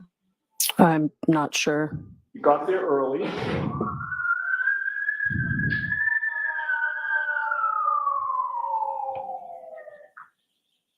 You got there early, correct? Yes. And you left late, correct? Yeah. And you were inside almost the entire time, correct? Yes. So you came in contact with just about everybody who came into that house, correct? Yes. And you know that everyone who was in the house that night is a witness in this case, correct? Yes. The only time you went outside before you left was when your brother Ryan arrived, correct? Yes. And even when you went outside, you stayed on the Albert property, did you not? Yes, I did. And you had some contact with your brother out there, correct? Yes. And you know that he's a witness in this case as well, correct? I do, yes. And despite having contact with all of these witnesses in this case, Trooper Proctor didn't talk to you on January 29th, did he? No. Or the rest of January or the whole month of February, correct? Correct. He didn't interview you about these statements that you're making today until October of 2022, correct? If that's what it says on paper, yeah. October 5 of 2022, does that sound right? I don't know. It was many months after January 29th, correct? Yes. Over 8 months after John O'Keefe was found dead on Brian Albert's lawn, correct? If that was the time frame, yes. And when he spoke to you on October 5, Trooper Proctor asked you for the first time to remember the details from 8 months before that, correct? If that was the time frame, yes. And you are good friends with Sarah Levinson, correct? Yes. Certainly over the last, 2+ years, the two of you have discussed what happened on January 28th and 29th, correct? Yeah. And you know that Michael Proctor only interviewed you after the defense in this case filed a motion to get Sarah Levinson's name from the DA's office. Objection, Your correct? Honor. The objection sustained. Next question. So you've known Brian Jr. since your sophomore or junior year, correct? Yes. And you actually graduated Canton High School in 2016, correct? Correct. But you've known him since 2014 or 15, Yes. 9 or 10 years? Yep. He's a good friend. Yes. He's a close friend of yours, correct? Yes. And on January 28th of 2022, you were one of a select group of his friends who went to his house to celebrate his birthday the following night, right? Yes. And you don't go to somebody's house whom you graduated high school with 10 years previously to celebrate their birthday if they're just an acquaintance, correct? Objection. I don't know. I'll let the answer stand. When you got there, other than Sarah Levinson and yourself, everyone at the house was a member of the Albert family, correct? Can you rephrase the question, please? Sure. You and Sarah Levinson are not actually Alberts, correct? Correct. Yes. But everybody else at the house was when you got there. No. You named Brian Albert Jr., correct? Mhm. Yes. Julie Albert, I did not know. Nicole Albert, I did. Yes. Caitlin Albert, Yes. Brian Albert Sr. might have been there. Yes. And you knew the Alberts well enough to know the names that we just discussed, correct? Yes. And in addition to that, the McCabe's were related to the Alberts, correct? Yes. And you knew Jennifer and Matt McCabe before that night, right? I'm sorry. Can you? Yes. Before January 28th of 2022, you knew Jennifer and Matt McCabe. Yes. You had been to their home before, Who's home? the McCabe's home. I don't recall. You'd driven their daughters around, correct? I have. Yes. And you had actually pet sat for the McCabe's golden doodle, correct? Correct. Yes. Their home. Yes. And so the answer to my previous question is certainly you've been to their home, correct? Yes. And their golden doodle was named Bailey, correct? Yes. In fact, you knew Jennifer McCabe well enough that you called her by a nickname, correct? Yes. What was the nickname that you referred to Jennifer McCabe by? JJ. And you knew that JJ was Nicole Albert's sister, correct? Yes. Now, on the night of January 28th into the 29th, you saw Brian Albert Sr. After he came back to 34 Fairview, correct? Yes. You were on the first floor of that residence the whole night, were you not? Yes. And you have a specific memory of Brian Albert Sr. walking Chloe through the first floor of that house, correct? Yes. When Brian Albert Sr. was walking Chloe through the first floor of that house, he maintained control of Chloe's collar, did he not? He did. Yes. You like dogs, right? I do. But you didn't pat Chloe, correct? I have. Yes. That night. No. You've never pet sat for Chloe, correct? No. But you did hang out regularly at the Albert home for years because of your friendship with Brian Jr., correct? Yes. Which meant that you have had contact with Chloe over the years, correct? Yes. You would agree with me that Chloe's a very different dog from Bailey, the McCabe's golden doodle, correct? Objection. Sustained. Bailey is a friendly dog, is he not? Objection. Sustained. Chloe is not friendly, correct? Objection. I'll let you have that. Can you answer that? Can you repeat the question? Yes, Chloe is not a friendly dog. I mean, I would say so, yeah. It was clear to you that she is not good with people, correct? I'm not aware. On January 28th and 29th, while you were in the kitchen dining room area, you'll agree with me that there was music for most of the night, correct? For a decent amount, yes. And that area of the house has surround sound speakers. Yes. Everybody was in a good mood, Correct, yes. talking, Yes. drinking. Yep. Singing, I don't remember. dancing, Yeah. and all the action was in the kitchen dining room area, correct? Yes. And that was where your attention was mainly focused, was it not? It was, yes. Because that's where everybody was. Yes. You were not monitoring the basement door, were you? No. And you never went down to the basement, correct? No, I did not. Prior to January 28th of 2022, you knew who Colin Albert was, correct? Yes. You knew that he was your friend Brian Jr.'s first cousin, right? Correct. When you were at 34 Fairview, you did see Colin there, correct? I did, yes. Believe that he got there shortly after Nicole Albert, Caitlin Albert, and Julie Albert left the residence, correct? At some point, yeah. And you say at some point, that's because you're not sure of the exact time when he got there, correct? Correct. You're also not sure of the exact time when he left, correct? I would say 11:30, 11:45, around there. He wasn't somebody who was important to you that night, was he?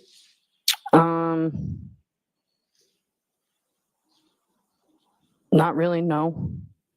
You weren't paying attention to monitor when he came or when he left, were you? No.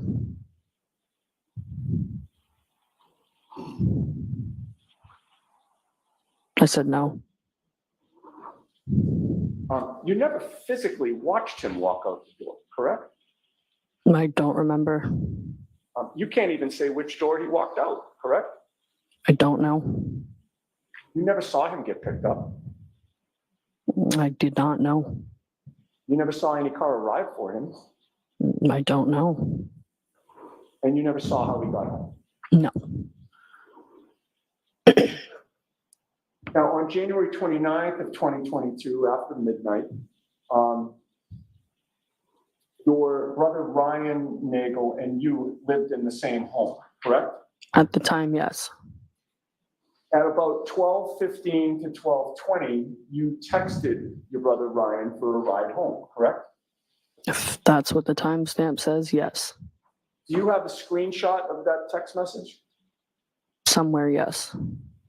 Did you provide that to any investigator or assistant district attorney? I don't remember. You recall whether any assistant district attorney or investigator asked you for a copy of that text message? I don't know. Is that text message still on your phone? I don't know. Did you delete that text message? I don't Objection, know. Your Honor. So let's move this along, Stephen.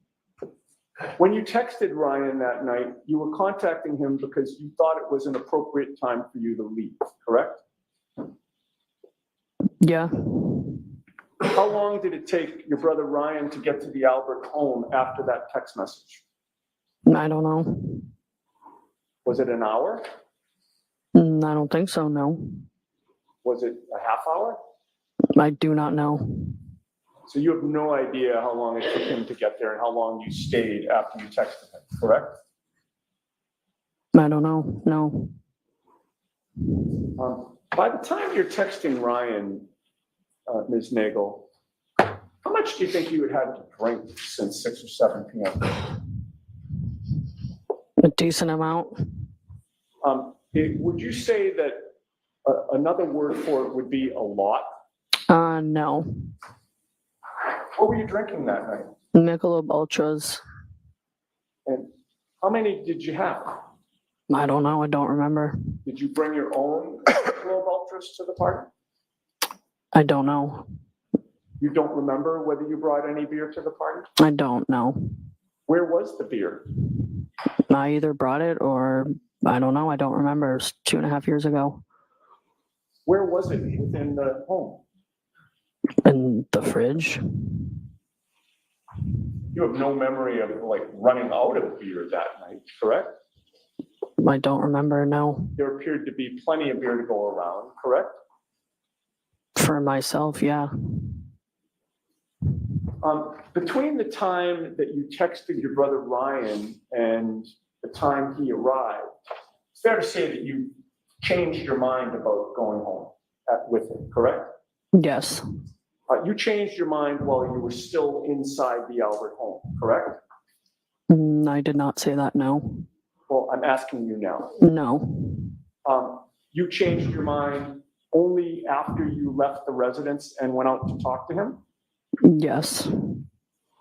You claimed on direct examination that he was the one that said, why don't you stay longer?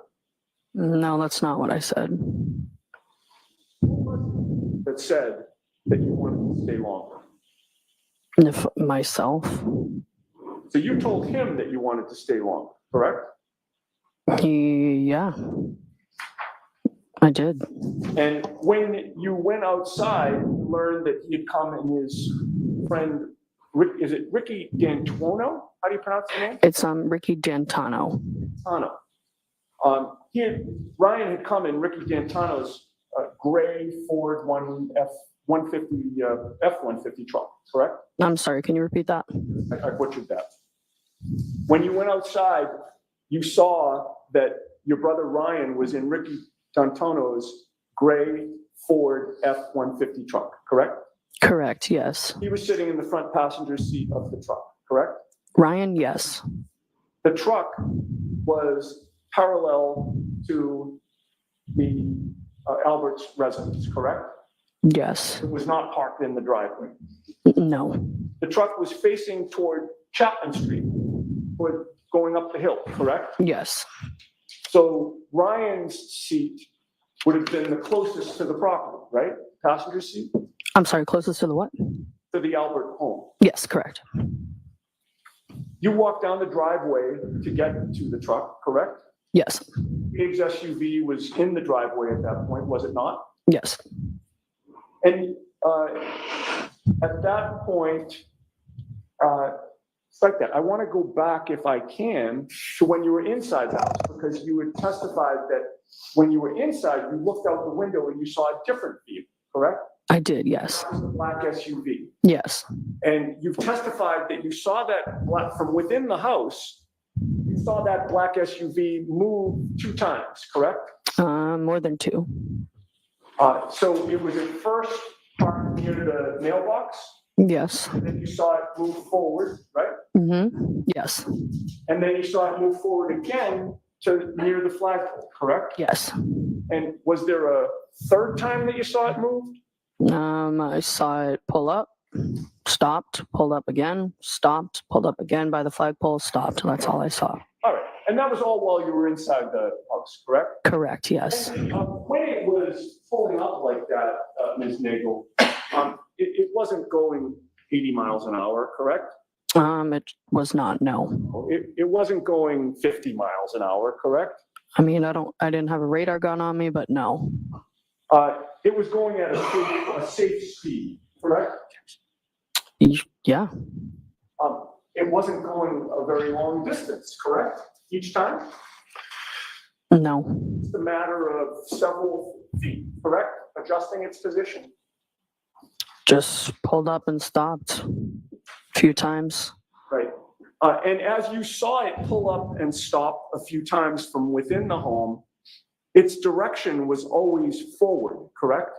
From what I saw, yes. Right. You never saw that car back up, correct? No. You certainly never saw it speed at a crazy pace backwards, correct? Objection. Objection sustained.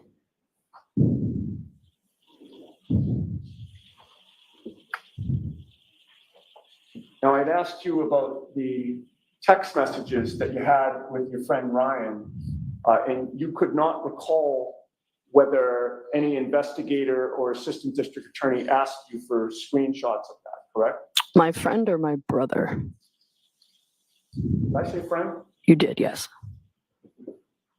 Thank you for correcting me. I did mean your brother Ryan, thank you. And I appreciate the fact that you're paying attention, at least one of us is. Yeah. So with what I asked you about the screenshots of the text messages that you had with your brother Ryan and whether any investigator or assistant district attorney had asked you for them, correct? I don't remember. Didn't remember, right. But somebody did ask you for a screenshot, correct? Yes. Who was that? JJ McCabe. And by JJ, you mean Jennifer McCabe? Correct, yes. When JJ asked you, do you remember when it was that JJ, Jennifer McCabe, asked you for a copy of those screenshots? I do not remember, no. Did you provide them to Jennifer McCabe? I did, yes. Did Jennifer McCabe, when she asked you to provide her with those screenshots, claim that she was an investigator in this case? Objection. You can answer that. Do you mind repeating that, please? Sure. When Jennifer McCabe, or as you call her, JJ, asked you for screenshots of the text messages that you had with your brother Ryan, did Jennifer McCabe tell you that she was investigating this case? No. And you have no memory of providing those screenshots to any investigator other than Jennifer McCabe, correct? I don't remember, no. Okay. Now, when you're ultimately leaving the residence, it's about, I think you said 1:45 a.m. is your best guess? Yes. You walked out which door? The front door. And that would be the one to the left, right? The real front door of the house. Yes, correct. That door faces right to the front lawn, correct? Yes, You left with Jennifer McCabe, Matthew McCabe, and Sarah Levinson, correct? correct. And you all went out the same door, correct? I know what door I went out. I don't know about, it could have been. I don't know if they went through the side, but yeah. Fair to say that walking out the front door of that house, you saw no body on that front lawn in front of you, correct? When I walked out? Correct. No. None of the other three people yelled out that they saw a body, correct? Correct. You got into Jennifer McCabe's vehicle, correct? Yes, And you were seated behind the driver, correct? yes, And the driver was Matthew McCabe, correct? correct. Jennifer McCabe was in the front passenger seat, Yes, and Sarah Levinson was sitting next to you behind the front passenger, correct? yes, Matthew McCabe backed the car out of the driveway and then headed up toward Chapman Street, correct? yes, That meant that the passenger side of the vehicle was closest to the Albert home, correct? yes, So that meant that Sarah Levinson and Jennifer McCabe were in the seats that were closest to the Albert home, correct? I'm sorry, could you repeat that? Sure. As Matthew McCabe was driving that vehicle alongside the Albert property line, Jennifer McCabe in the front passenger seat and Sarah Levinson in the rear passenger seat were the closest two people to the Albert home, correct? Yes, And as the car passed in front of the Albert home, you saw no tire tracks in the snow, correct? I don't remember. You claim now to have seen a black object in the snow, correct? Yes, Object is the term that you used when you were finally interviewed about this matter, correct? a black object, yes. Right. You never before ever told any investigator that what you actually saw was a black blob, correct? I don't remember. And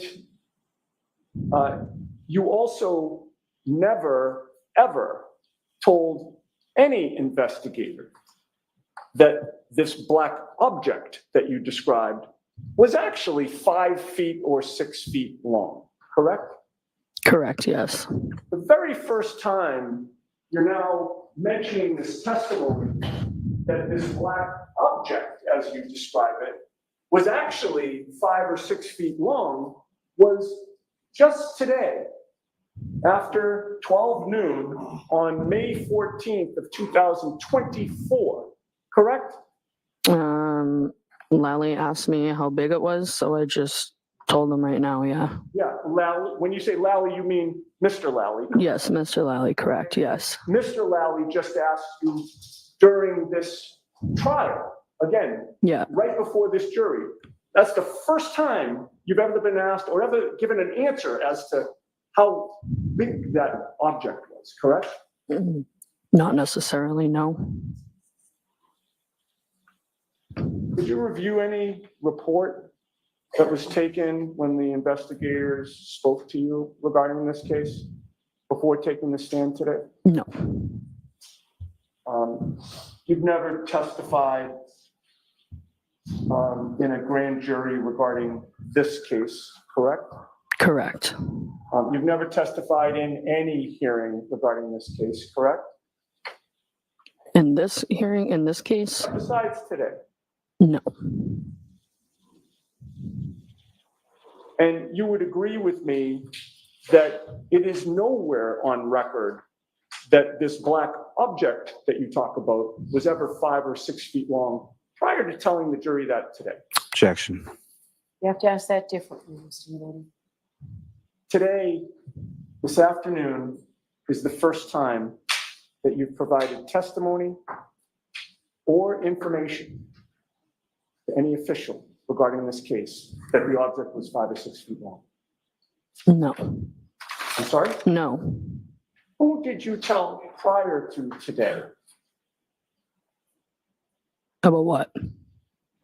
Okay, I thought we were talking about the fact that you now testified that this black object was 5 or 6 feet long. You recall that?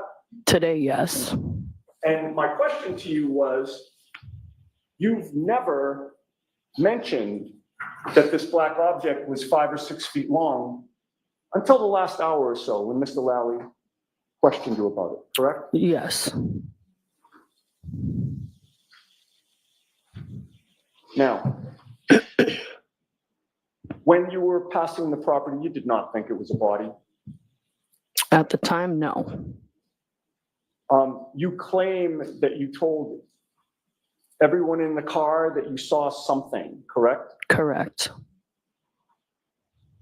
And your friend Sarah said what? Or something to that effect, correct? correct, And there was no further conversation after that, correct? not that I can remember. No, And you didn't think that it was a person who was in trouble, correct? Objection. Did you think that? At what time, Mr.? When you're leaving the property, after leaving the house at 1:45 a.m. and getting into the McCabe vehicle and passing the Albert lawn, you did not think that you saw a person who was in trouble, correct? no, Or a person that may have needed help, correct? I don't know, no. And you were right there, correct, passing the property?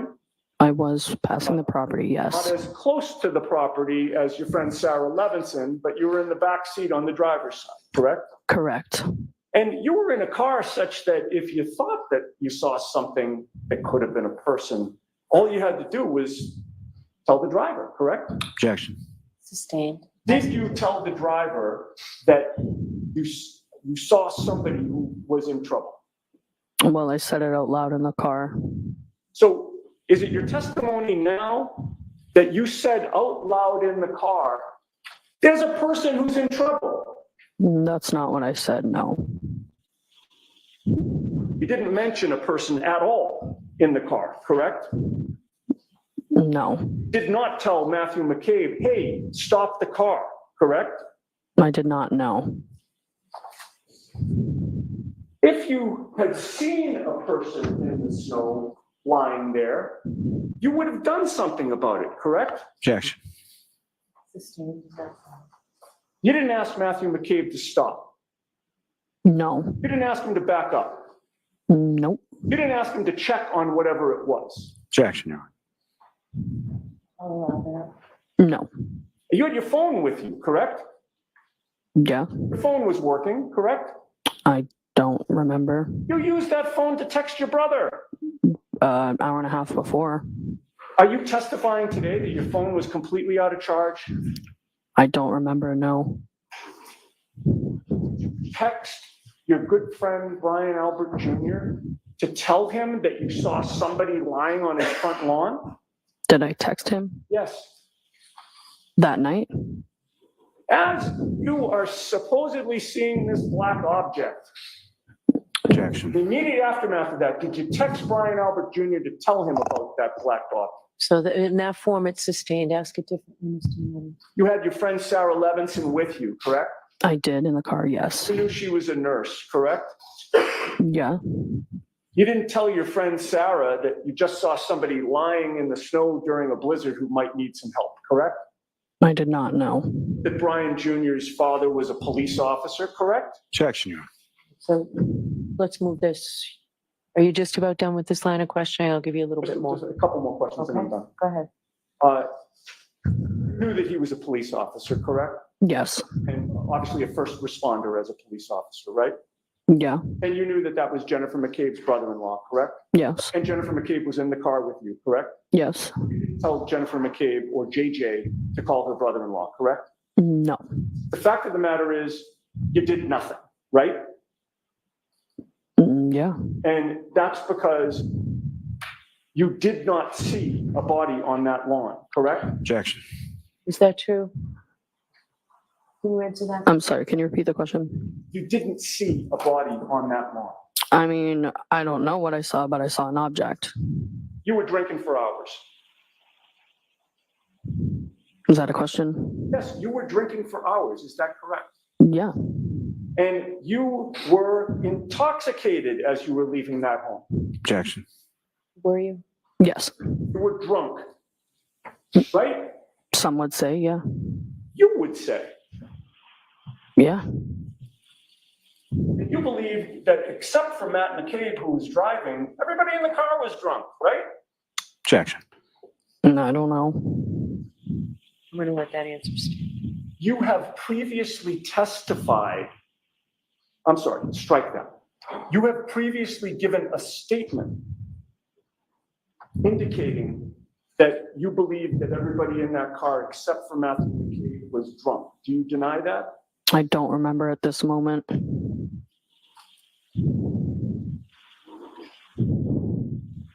All right. You told investigators that when Brian Albert Jr. called you the next morning and you found out about the tragedy the previous night, you, quote, put two and two together. I did, yes, And when you put two and two together, you did not call the Canton police, correct? I did not know. Not call the state police, correct? Nope, Not call the district attorney's office. nope, You would agree with me that you just sat on this revelation, correct? I would. Objection, Your Honor. Okay, that's sustained in that form. And you were not interviewed by any investigator in January, February, March, or any time over the spring or summer of 2022, correct? I don't remember the time frame, but not right after, no. And when an investigator finally spoke to you, it was Michael Proctor, correct? Correct, He was the one who took your statement on October 12th of 2022, correct? if that was the date and time, yes, And that was over 8 months after you were driving past the Albert home at around 2 a.m. while you were drunk and supposedly seeing some black object, correct? before 2 a.m., yes,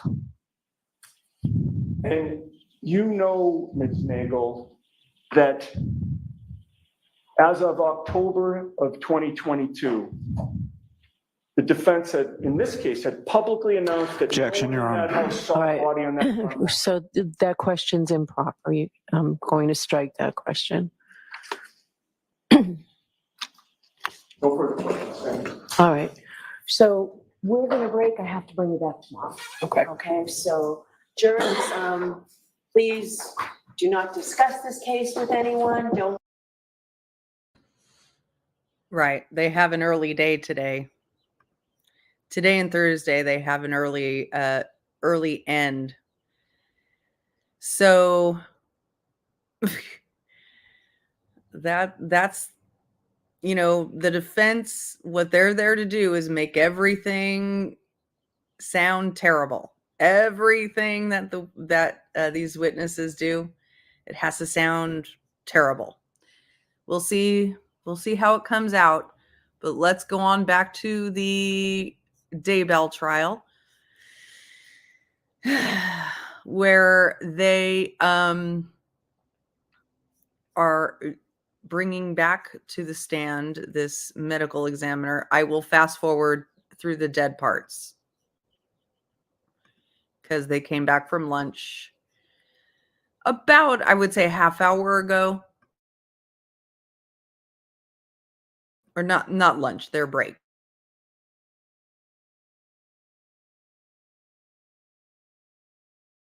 Did, all right, if you'd like to continue with your direct, Ms. Blake, we did just admit State's Exhibit 299, and you can continue with direct. Thank you, Your Honor. And I am going to be asking to have 299 on the jump drive to publish. Very well. We'll have the bailiff deliver that to you, and if you'd like to publish, you may.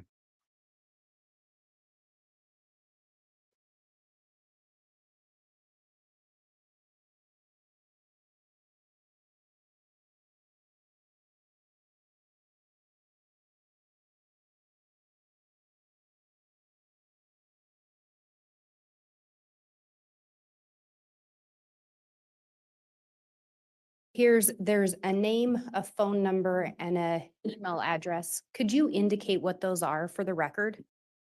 Yes, Alex Cox, and the phone number is 480-351-9120. And the email address is homerjmaximus@gmail.com. And you talked before about a particular device. Is this some of the information associated with that device? Yes, it is. And is that the device that Agent Balance provided you data points for? Yes. When you look at data points, do you know where that information is being retrieved from or how it's retrieved? Yes, these location data points that Nick Balance provided to me came from two sources: from the cellular provider, in this case it was Verizon for that particular phone, and from Google, who retained location information associated with the Gmail account associated with that device. And do you know what type of data points these are? Yes, they primarily comprise three types of data points. There was GPS, global positioning satellite data. There was also Wi-Fi data, uh, um, and there was also the cell tower data. The GPS data tends to be the most precise. It has a margin of error of usually a few meters to perhaps several meters. The Wi-Fi data, as I understand it, is a little less precise, but still fairly precise. Usually, in my experience from my review, the margin of error on it was 15 meters to 100 or 200 meters. And then the cell tower data was the least precise. The margin of error on it could be hundreds of meters or even thousands of meters, depending on the density of the towers. And when we talk about the margin of error, is the smaller the radius, the more precise? Yes, the location data is really an estimate by the source of the information, Google and Verizon, of where that device is based on the technical information. And so when it gives us a margin of error, the smaller the number is, the more precise it is. They're telling us that they believe they don't know exactly where the device is, but they have drawn a radius and they believe that is the likely area that it is within. And when you're looking at these data points, is it fair to say that you try to focus in on the ones that are more precise? Yes. And as we go through this presentation, did you denote the time in military time? Uh, it was provided to us in that format. So it was also in the file that I reviewed, also in that format. So I retained that to avoid any confusion. And as we go through this, did you learn how Alex Cox was related or played into the investigation? Yes, I did. And how did he play in? He was the brother of Lori Vallow. She was the mother of the missing children. And when she moved to Idaho, he moved with her. And did you learn of any connection between Chad Daybell and Alex Cox? Yes, I did. I learned that they were associated with each other. They knew each other, and Lori Vallow had married Chad Daybell shortly before the investigation had been initiated, and so he was connected to Chad Daybell through his sister Lori Vallow. As you started looking at this data location, were you able to determine when the device associated with Alex Cox first arrived in Idaho? Yes, I did. And when was that? The device arrived in Rexburg, Idaho, where it started residing in that area for the first time on September 1st of 2019. As of the morning of September 1st, the device was actually in St. George, Utah, where it had stayed at a hotel. And then it moved at driving speed towards Rexburg, Idaho, where it arrived on the evening of September 1st. And do you know where that device arrived? Yes, it went to an apartment complex called the Rock Creek Townhomes, located at 565 Pioneer Road. Do you know which apartment that device originally was located at? Yes, I do. It went to Unit 175 within that complex. At some point, did that device appear to be spending time at a different unit? It did. And which unit was that? Unit 107. And do you recall approximately when the device started being associated with Unit 107? Yes, on September 5th, it arrived in 107 for the first time. There was some data showing it going back and forth between 175 and 107 on September 5th, and beginning on the evening of September 5th, it began to spend its nights, primarily the nights that I reviewed, in 107. Through the investigation, did you learn who apartment 107 was associated with? Alex Cox was primarily using that address. And did you learn who was using the apartment 175? Yes, Lori Vallow and the children were primarily living there. And we talked about the fact that you focused on specific dates within September. Do you recall one of the first dates that you focused on? Yes, September 8th, 2019 became an important date in the investigation. And I believe there should be a laser pointer up there if it will assist you at any point. When we're looking at this slide, can you tell us what we're seeing here? Yes, we're seeing a series of times for the date of September 8th, 2019, and then locations associated with those times. And so in the course of my review, I began to go through this data from September, for the month of September, really data point to data point.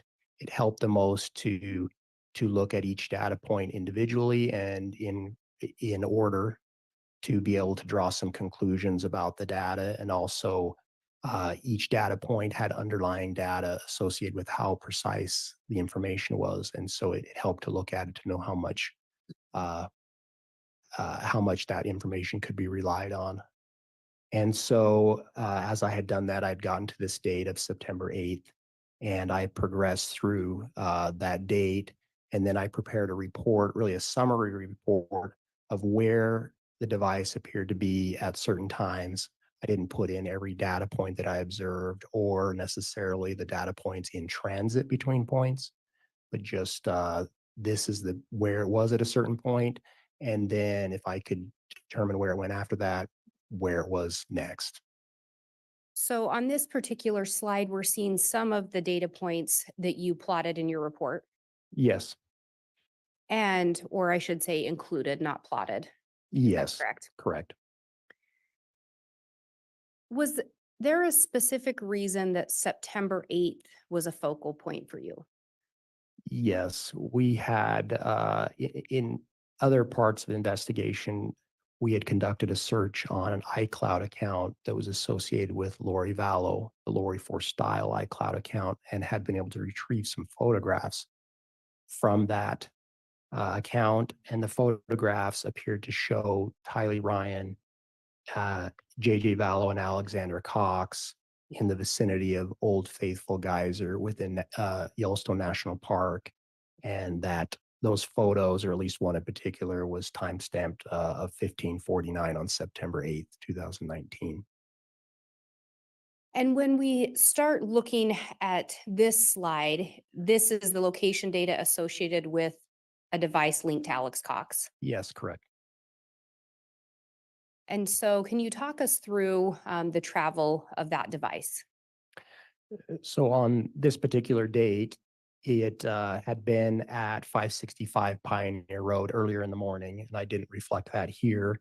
But the last stop that it made within Rexburg was at the Maverick at 859 West Main Street in Rexburg. It was there for a period of time, and I reflected the time it departed that, which was at 11:52. So that was the last time it was in Rexburg that morning. The device then begins to travel to the west entrance of Yellowstone National Park and gets there at 13:29. And if I pause there with you just briefly, did you learn anything in relation to when that vehicle entered the park? Yes, I did.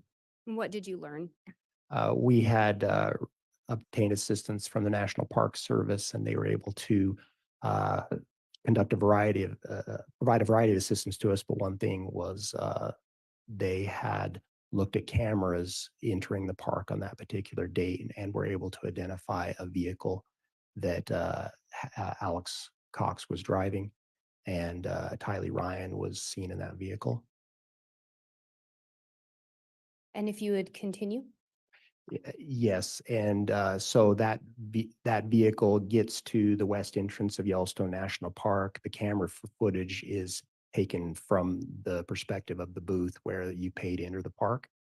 And so it showed Alex Cox driving a F-150 pickup truck, and in the front passenger seat is Tylee Ryan. The rear windows are tinted, but it's clear there's other people in the back seat as well. So that was the main footage that we were able to get from the National Park Service on that particular date. And so then after entering the park, where did the device go?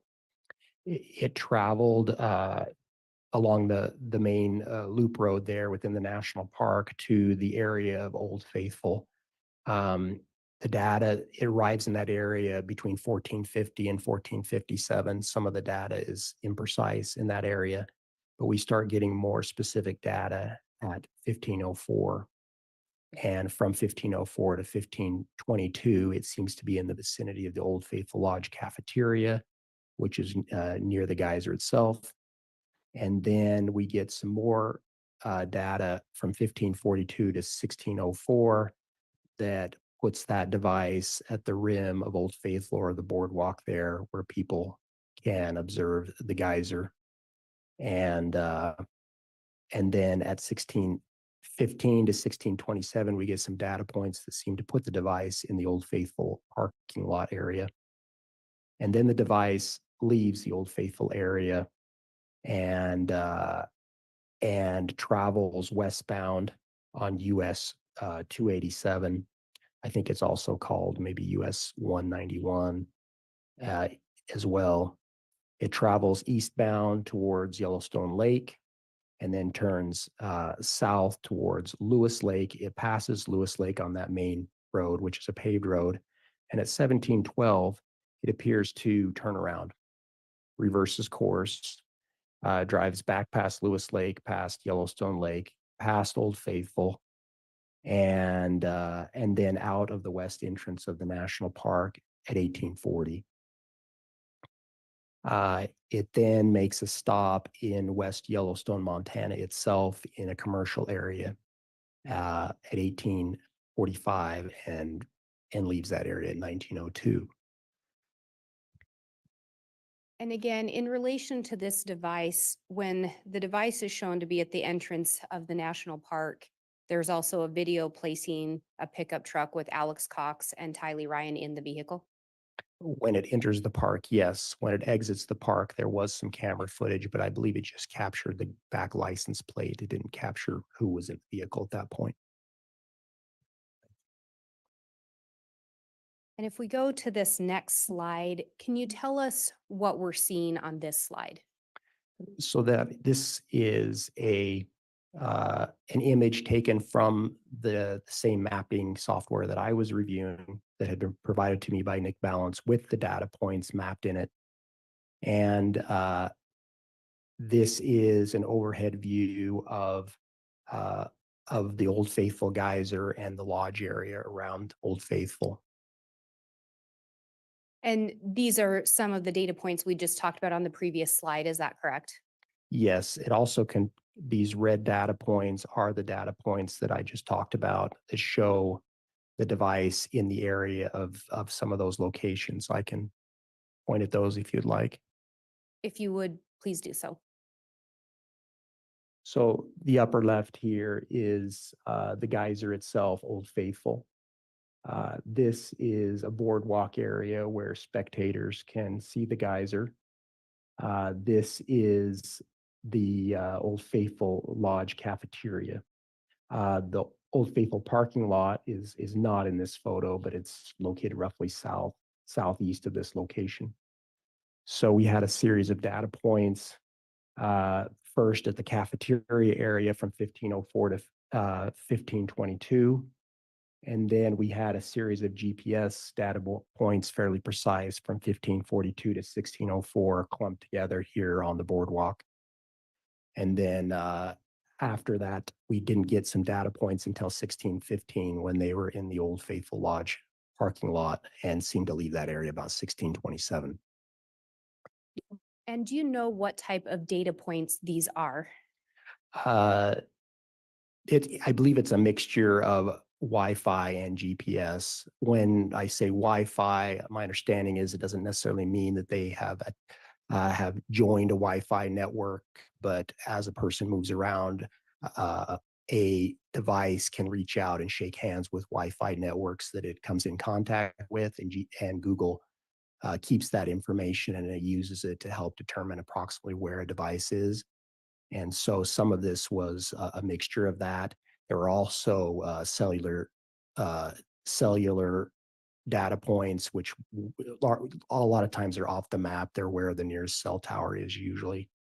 But these ones along the boardwalk were GPS data points. And when we talk about that boardwalk area, is there a reason, did you focus in on that particular area? Yes, I did. And why was that? The photograph taken of Tylee, JJ, and Alex, one in particular, seemed to be at or near that boardwalk in around Old Faithful, or at least a view of the geyser basin near Old Faithful. And is this the photo you're referencing? Yes, I am. That's the one that came from the Lori Force style iCloud account and had a timestamp of 1549 on September 8th, 2019. And do you recognize the individuals in that photo? Yes, I do. And who are they? On the left is JJ Vallow, and in the middle is Tylee Ryan, and on the right is Alex Cox. And was this the last known photo of Tylee Ryan? There were a few photos taken in that same series, but in that same location, I believe, and there were no photos of Tylee Ryan. And at this point in the investigation, that was the last time we knew her to be alive.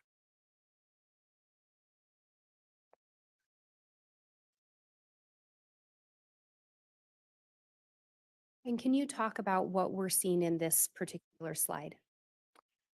Yes. So this is again an image of from the mapping software, and there's a lot of data going on this, but I'll walk you through it.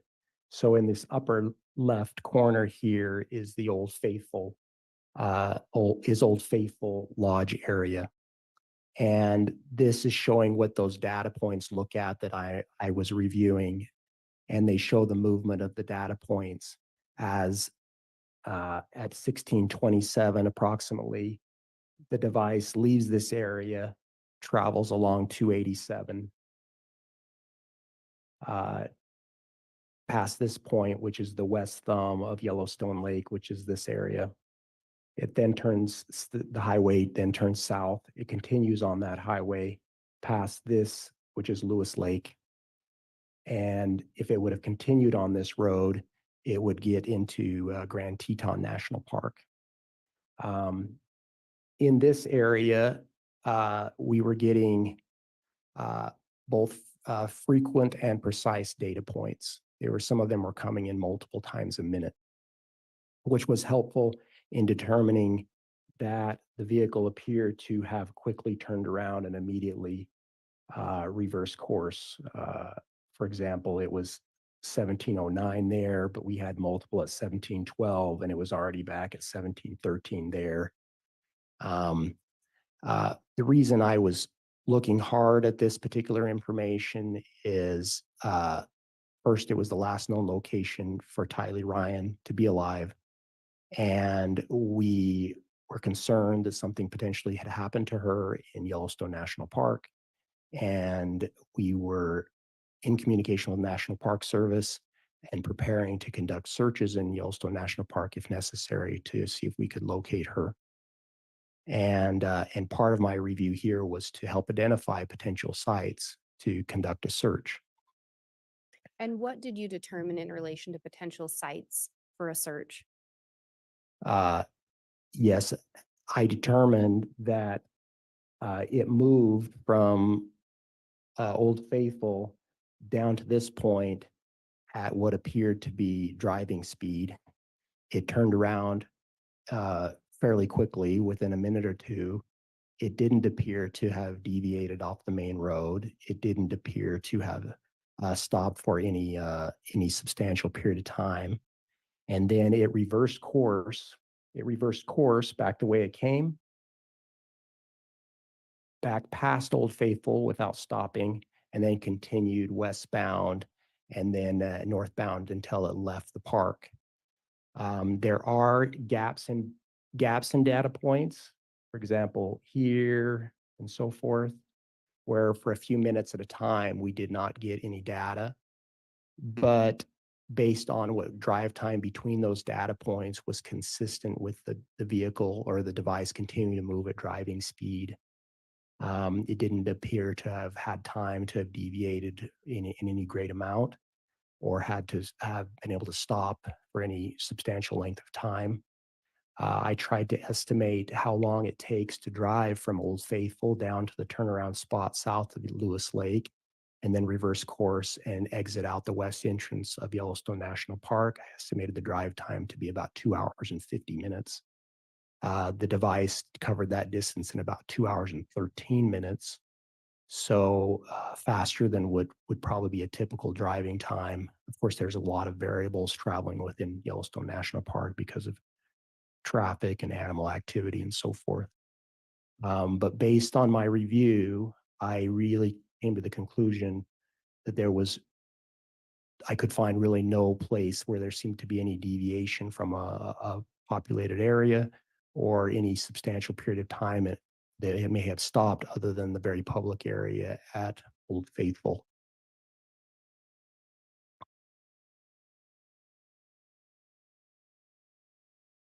And did you continue to look at the travel of that device for September 8th? Yes, I did. And what are we seeing on this particular slide? So these are the locations that the device went to after it left Yellowstone. And it stopped first in West Yellowstone, Montana at a commercial area. There's several businesses in that area, but the nearest business seems to be this Buckaroo Bill's Barbecue Grill. And it stopped there at 1852 and was there about a 17-minute period until 1902.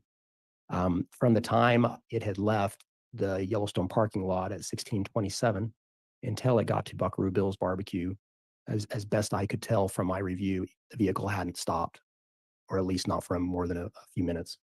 And so, again, here it's in a very public area before it starts moving again. It then moves at driving speed back to Rexburg, Idaho, and its next stop is at 2037 at 565 Pioneer Road, number 175 in Rexburg at the Rock Creek Townhomes. And pausing there briefly, were you able to determine definitively if the device went to that particular restaurant?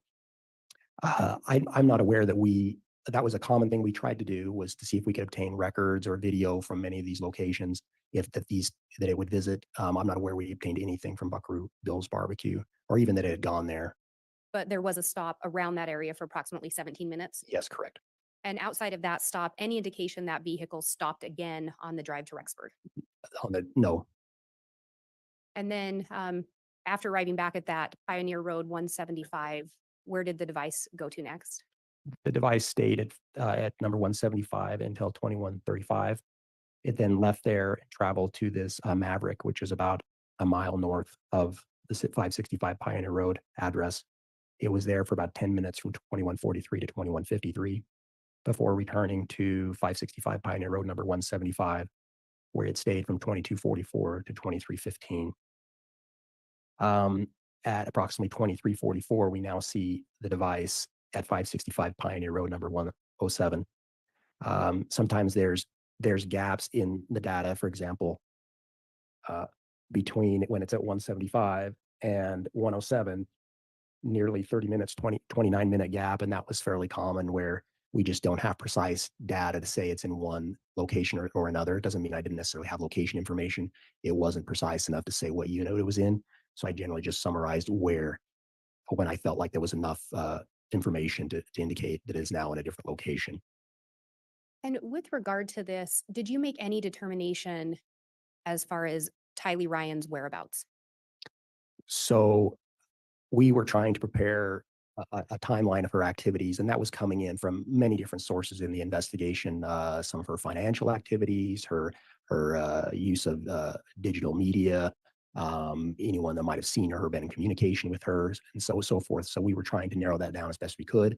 That photograph in Yellowstone National Park was very important for us because it was the last known location for her.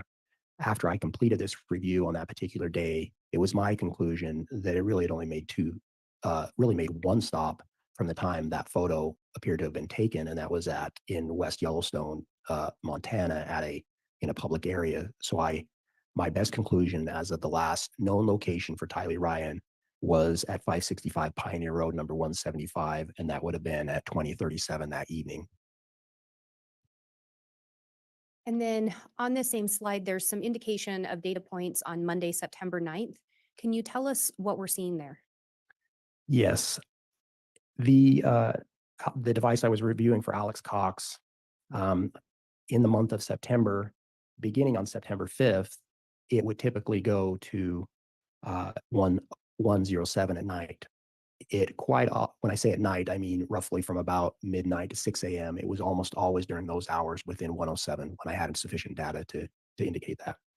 On this particular night, and this was the only time I observed that, at least in the month of September, we received some data points of the device in 175 in the early hours of that morning, and we just had 3 data points during that time. Now it was really common that when the device was moving, I observed regular updates of its location, sometimes one or more a minute, or at least every few minutes. That was pretty typical to get an update.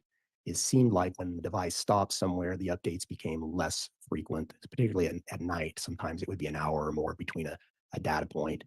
And so during that time, there are just 3 precise data points, and they are at 242, and then a second one at 242, and then another one at 337.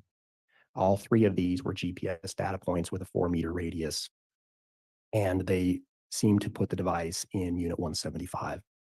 And again, this was the only time in September that you noticed that device in 175 in those early morning hours? Yes, except for on September 30th, there was one occasion where it stayed the night in 175 on the night of September 30th. And then what are we seeing with those next data points? So the next data points with sufficient precision to tell me what unit it appeared to be in came in beginning at 437, and then another one at 439, and then 441, 514, 647, and 849. These data points put the device back at 107. Now, these were a combination of Wi-Fi and GPS data points. And the margin of error, or the radius on those data points, varied, and the span of the variation was 8 to 37 meters, depending on the point. And can you tell us what we're seeing in this slide? So this is an image of the Rock Creek townhomes for the time period that I just discussed, and it is taken from that exact mapping software that I was using at the time in 2020, as provided to me by Nick Balance. So at that particular time, the image for this property was somewhat dated. It was dated from 2015, and part of the complex had not been built yet. But in the upper left corner, where this yellow pin is, was unit 175 for Lori Vallow. And on the right, where the other yellow pin is, was unit 107, where Alex Cox was residing. And the other red points on here are the data points that I discussed that we saw in those early morning hours. So it looks like just one data point there, but that's actually all three of those data points are really on top of each other. One from 242, another one from 242, and one from 337. And all of those were fairly precise GPS data points with a 4-meter margin of error. Now, the distance between these two units is about 80 meters. So Lori Vallow's unit actually faced Alex Cox's unit's front door, and vice versa. His front door was here and faced her front door. And the way to travel between these, there was an opening between the buildings here, and the person could then walk front door to front door, and probably have moved back and forth between the units in within a few minutes. But I would look for data points that were well under the 80-meter distance between the two locations to try to draw some conclusions about what location the device appeared to be in. And then the other data points for unit 107 are marked here on the right, that shows those data points between 437 and 439. And as you can see, some of them aren't necessarily in the unit, they're outside of the unit, but that's within that margin of error. I can't say whether at that particular moment he's right inside that unit, or if he's standing outside the unit, only that he's most closely associated with that unit. And this is in the early morning hours of September 9th. Yes, the last data point was at 8:49. And I believe that's this one here within Alex Cox's apartment. And again, the last known sighting of Tylee Ryan was the day before. Yes, at 2037 was my conclusion that she probably had arrived back home at that time. Did you continue to look at data, location data associated with that device for Monday, September 9th? I did. And can you talk to us about what we're seeing depicted on this slide? So this is a continuation of the summary of what was happening on Monday, September 9th in the morning. So we had just looked at those data points in the early morning hours, and the final ones were in unit 107. So beginning at almost approximately at 9 o'clock, it seems to leave 565 Pioneer Road, number 107, and moves at driving speed north to US. It gets on US. It continues towards an address of 202 North, 1900 East in Rexburg, Idaho. That address is a little under 8 miles north of the 565 Pioneer Road address. It arrives there approximately at 9:15. Now, there's a series of data points showing it's that movement, kind of like breadcrumbs. And I believe the final data point at 9:15 is just maybe 100 yards south of the address. So it appears to be arriving at approximately that time. And did you determine who that address is associated with? Yes, the 202 North, 1900 East in Rexburg was the residence of Chad Daybell at that time. Did you ever learn of any connection between Tammy Daybell and Alex Cox? No, I had no information that they knew each other. So their only connection would be Chad Daybell? Yes, as far as I know. And once that device arrives by the residence of Chad Daybell, what did you determine next in relation to the location data? Between about approximately a 2.5-hour period, there were numerous data points generally around the Daybell residence.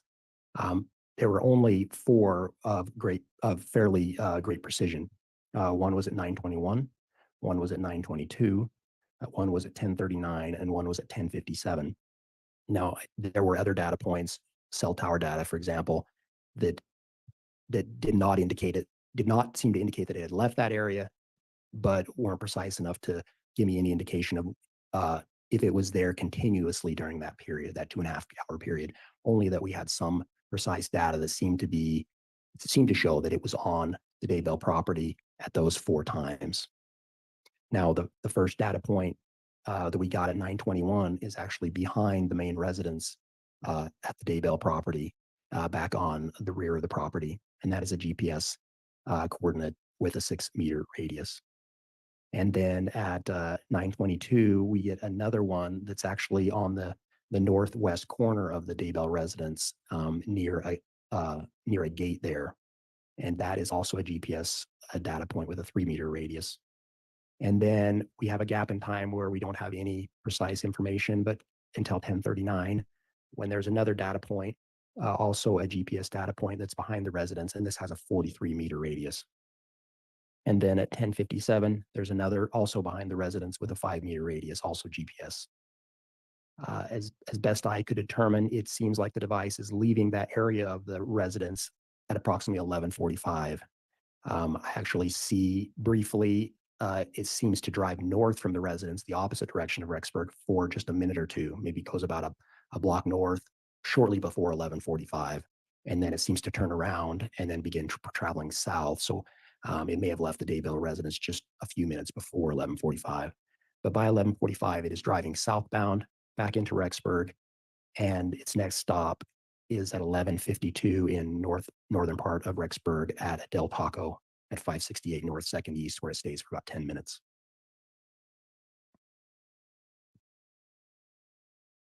And again, I think you previously had talked about when a device would stay still, sometimes you wouldn't get data points. Yes, they tended to slow down in the frequency of the data points in my observation. And if they were traveling, oftentimes you observe more data points. Yes, and I could only speculate why that is, but it seemed like that's what I observed. And then can you tell us what we're seeing in this slide?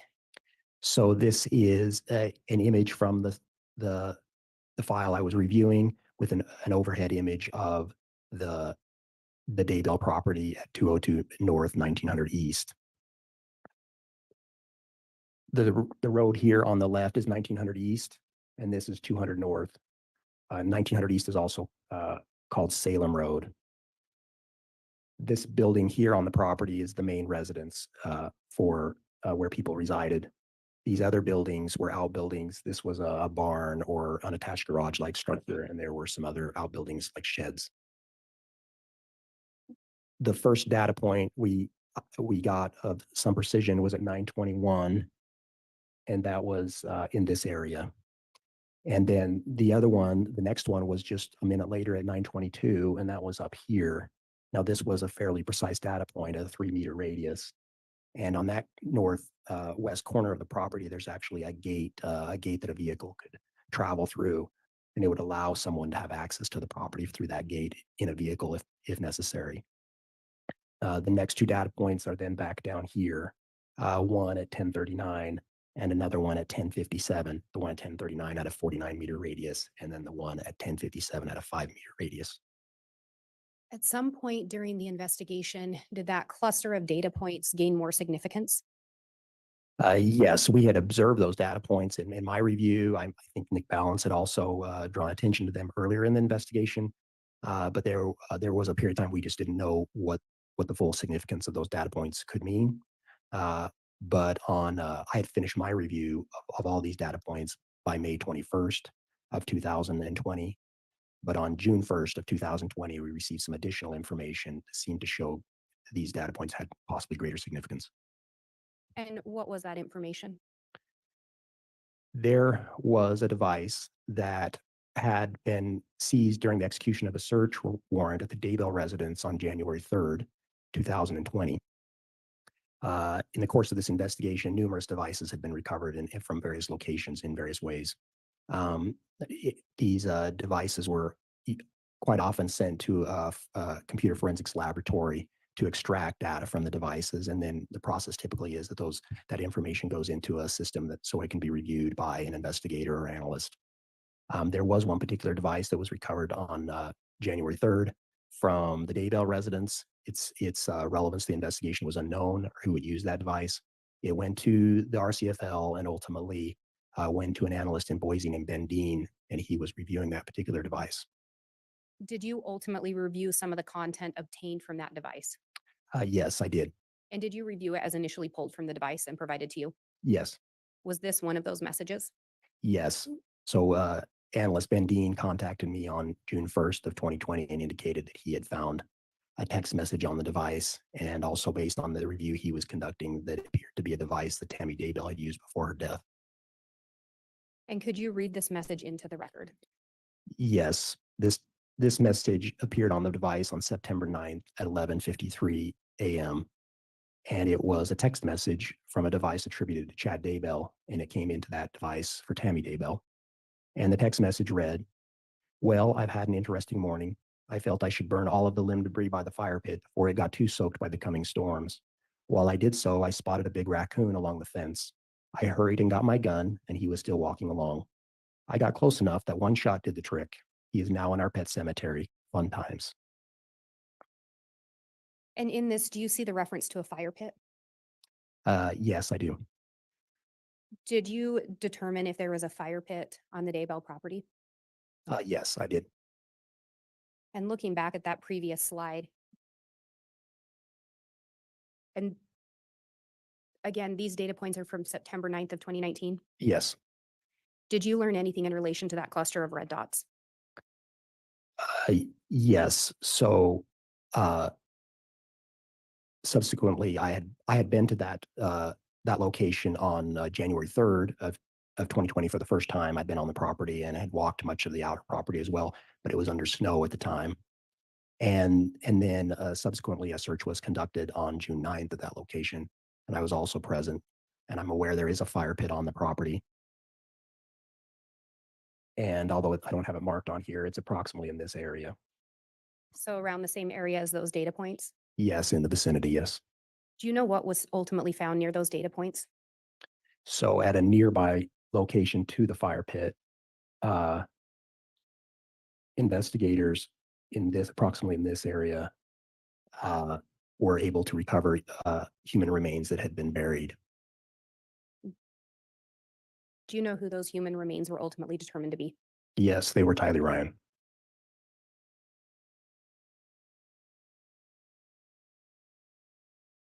And from there, that device left and went to Del Taco? Yes, the device I was reviewing for Alex Cox had left at approximately 11:45 a.m. on September 9th, left the Daybell property and traveled a driving speed back to Rexburg, where it stopped at the Del Taco at about 11:52. So approximately the time this text was sent. As part of your investigation, did you focus on other dates in September? Yes, I did. What were those dates? So we had also looked at dates associated with JJ Vallow, that we believe that JJ Vallow was we knew he was in school after September 9th. We also had other information that he had been observed up until at least September 22nd. His first date of being absent from school was September 23rd. Fairly early in the investigation, there was actually some confusion whether he had attended school on the 23rd or not. We initially thought he had been in school the 23rd, and then asked for further clarification from the school and the attendance records, and determined that was actually his first day of absence from school. So his last known time in school was September 20th. And can you tell us what we're seeing on this slide? Yes, this is a summary of my review of the device for Alex Cox and its activities on the evening of Sunday, September 22nd, 2019, into Monday, September 23rd, 2019. And what did you determine in relation to the device associated with Alex for Sunday, September 22nd? Yes, from 1626 in the afternoon and really until 9:41 a.m. the following day of the 23rd, the device is at 565 Pioneer Road, though it travels back and forth between the two associated units within the complex multiple times. So it's from 1626 to 1708, it appears to be in 175. I should note that all of these locations, we had data points that were either GPS or Wi-Fi, and the range of the margin of error was 4 to 17 meters. So it leaves 175, and by 1709, it seems to be in 107 from 1709 to 1711. Then from 1712 to 1845, it appears to be back in 175. From 1046 to 2003, it appears to be in 107 again. And then from 2004 to 2009, it is back in 175. At 2011, it goes back to 107 and appears to stay there for the night. Although here it shows it ending at 2356 on September 22nd. That was just helped me to really break the last data point on September 22nd. And the next data point we get is at 0011 on the 23rd, and it's still in 107. And the range of those, the times it appears to be in 107 stays there, that it stays there from until 0941. And again, you had indicated that those units were within a short walking distance. Yes, approximately 80 meters between the units. Approximately 80 minutes between the units. 80 meters, sorry, I apologize. 80 meters between the units, is that correct? Yes, And a 1 to 2 minute walk. yes, that's what I would estimate. Did you continue to look at the location data for Monday, September 23rd? I did. And can you tell us what we're seeing in this slide? Yes, on the morning of September 23rd, 2019, that device leaves Unit 107 at approximately 9:41 a.m. It travels north. It's on US Highway 20 and travels to the residence of Chad Daybell, 202 North, 1900 East, where it arrives at approximately 9:55. And then between 9:55 and 10:12, approximately 17 minutes, the device is in the vicinity of the Daybell residence. We get 6 data points during that period of time in or around the Daybell property. The first one is at 9:55. It's at the front of the property near the garage, and this is a Wi-Fi data point with a 50-meter radius. And then at 9:56, there is another data point on the rear northern part of the property, and it is by what appears to be a pond on the property. And I use that term pond, but it's some kind of, it could be a pond or a pit. The 2 occasions I was on the property, it didn't have any water in it. There's that data point there, and it's a GPS data point with a 4-meter radius. And then at 10:02, there's also another GPS data point by the pond on the property.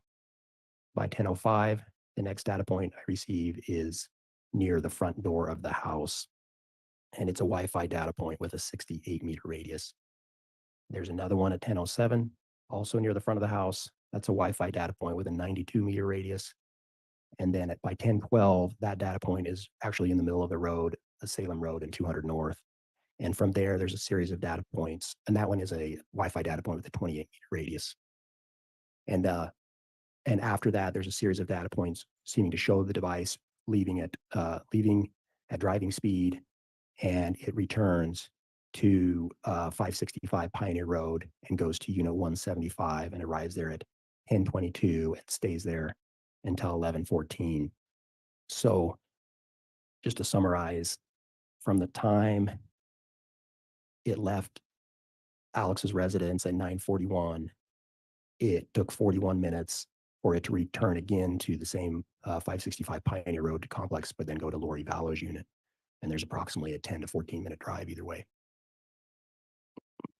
To be clear, this device leaves from the residence associated with Alex Cox and goes to Chad Daybell's residence. Is that correct? Yes. And then the device goes from Chad Daybell's residence to Lori Vallow's residence. Is that correct? Yes. And this is the day after the last known sighting of JJ Vallow? Yes. Can you tell us what we're seeing in this slide? So this is an image from the mapping software that I was reviewing of the Daybell property, with the road on the left being 1900 East or Salem Road, and the road along the south being 200 North. Again, this is the main residence for the Daybells, and these were outbuildings on the property. There was a pond-like terrain feature on the property, and next to that terrain feature was a tree. The first data point, the data points I mentioned earlier are here on the left, and the first one was again at 9:55 near the garage. That was here, and that's again a Wi-Fi data point with a 50-meter radius. Approximately 1 minute later at 9:56, the data point is here by the pond, and that's a GPS data point with a 4-meter radius. And then at 10:02, there's another data point near the last one. It's a GPS data point with a 3-meter radius. By 10:05, we get data points just here in front of the house. One is near the front door. It's a Wi-Fi data point with a 38-meter radius. And then at 10:07, one next to it, also near the front of the house, the Wi-Fi data point with a 92-meter radius. And the final data point is right here at 10:12. And that is a Wi-Fi data point with a 28-meter radius. And again, from that point, the device, we get a series of data points showing it traveling back to 565 Pioneer Road. And looking at the data points by the pond or pit area, at some point in the investigation, did those data points gain more significance? Yes, they did. And why was that? In light of that text message from Chad to Tammy on September 9th, and coupling with that with the location information showing that Alex was also on the property that same morning when something was being burned and buried, it made us scrutinize these particular data points even more, since they corresponded with the approximate time when JJ was last known to be alive. And so it seemed to indicate that Alex may have been on this property in these locations about the time the children were last known to be alive. Was a search conducted around that area? Yes. So that search had been conducted on June 9th of 2019. The Rexburg Police Department had obtained a search warrant for the property. I was present for that search. The FBI's evidence response team handled the crime scene investigation at the site, and a search was conducted of that property. Do you know what was located in that vicinity? Yes, near these data points here by the pond, really just almost next to or under that tree was a grave for JJ Vallow.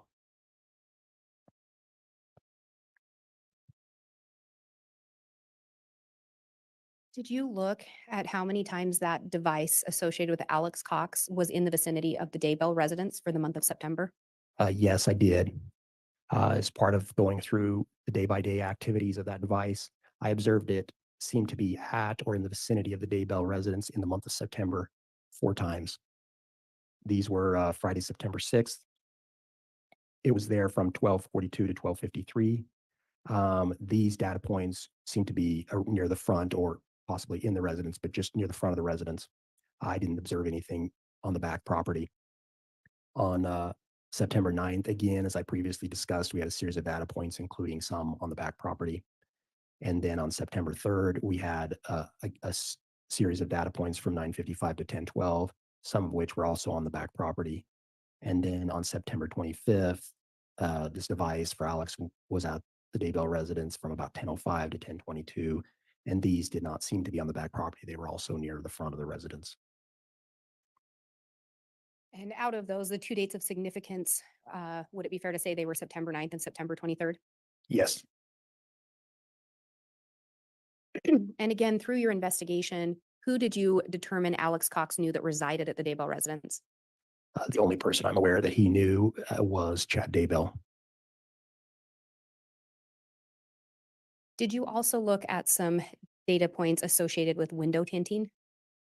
Yes. Some of the activities that this device, places that it seemed to have gone was a particular window tinting place in Rexburg. And I saw it visit the window tinting place 3 times, although briefly each time. The first time was on September 23rd, 2019. And so this is the afternoon after the device had been at the Daybell residence. And this was from 1353 to 1958. It went to this Dan's window tinting at 2551 West, 6800 South in Rexburg. And I think you may have said 1958. Was it 1358? Yes, I'm sorry. It was from 1353 to 1358. So just a 5-minute stop. Yes. Thank you. And then proceed. And then on September 25th, 2019, from 9:02 to 9:03, it returned to that same Dan's window tinting. And then later that day, it was there again from 11:57 to 11:59. And could those short stops be consistent with someone dropping a vehicle off to get window tinting put on? It could be, yes. And you'd previously talked about being aware of an attempted shooting of Brandon Boudreaux. Do you recall that? Yes, I do. Do you know when that attempted shooting occurred? Yes, it happened on the morning of October 2nd, 2019. What are we seeing in this slide? So the images on the right of the vehicle is a Jeep that belonged to Tylee Ryan. This vehicle was a search of the vehicle was conducted by the Rexburg Police Department, I believe about December 18th of 2019.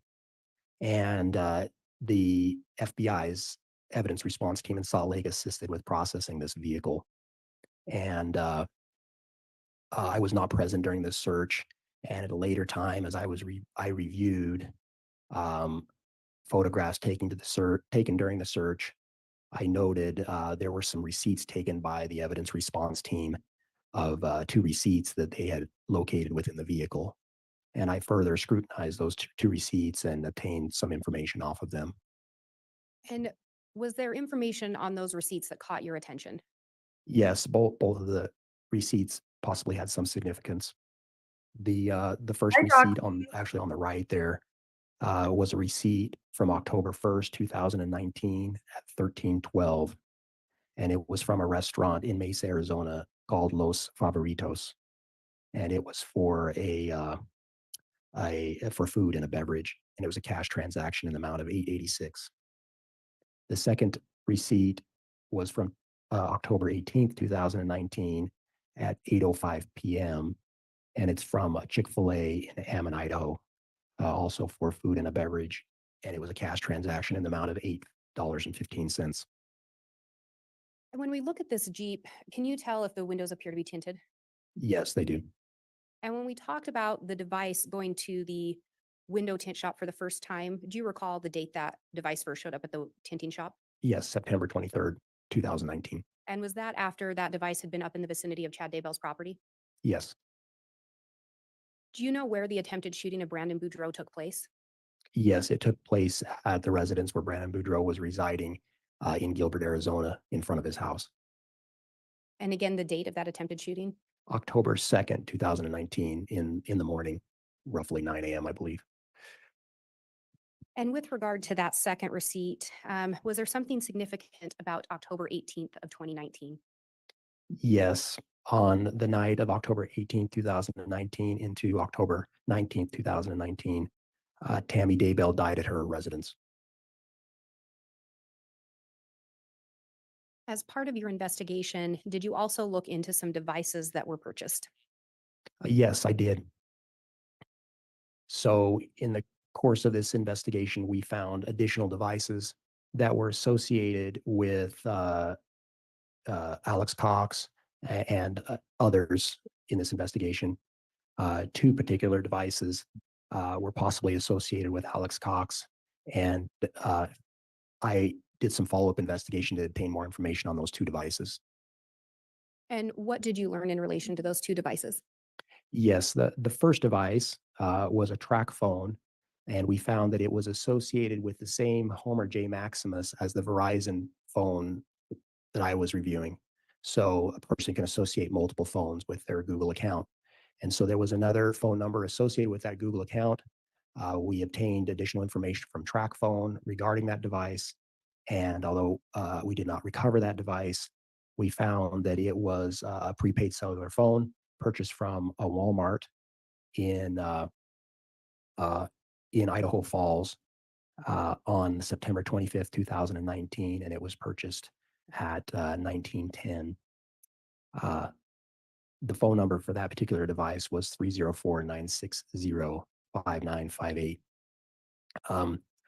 I was notified about this device and a second device by I don't recall if it was Nick Balance or analyst Nikki Heidemann who was reviewing these records. But this second device was a device that was actually recovered from Lori Vallows, that had been in Lori Vallows' residence at Unit 175. And the Rexburg Police Department had obtained that device from the property management company who had disposed of items within her apartment after it had been vacated. So in approximately January of 2020, they were disposing of property in that location. Judge, I'm going to object at this point. I've allowed a bit of a narrative, but this is becoming into levels of hearsay and speculation and Sustain that on a narrative objection. Through the investigation, did you learn that a cell phone had been recovered from Lori Vallow's apartment? Yes, And did you ultimately discuss that with other investigators? yes, And did you discuss the information they had regarding that cell phone? yes. And what did you learn from them? That the device was given to them by the property management Judge, company. I'm going to object. It's hearsay. Your Honor, if I may respond. Respond.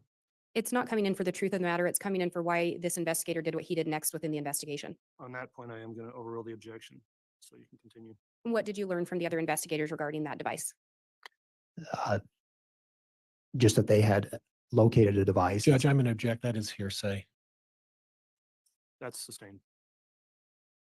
Based on what you learned from the other investigators, what, if anything, did you do in relation to that device?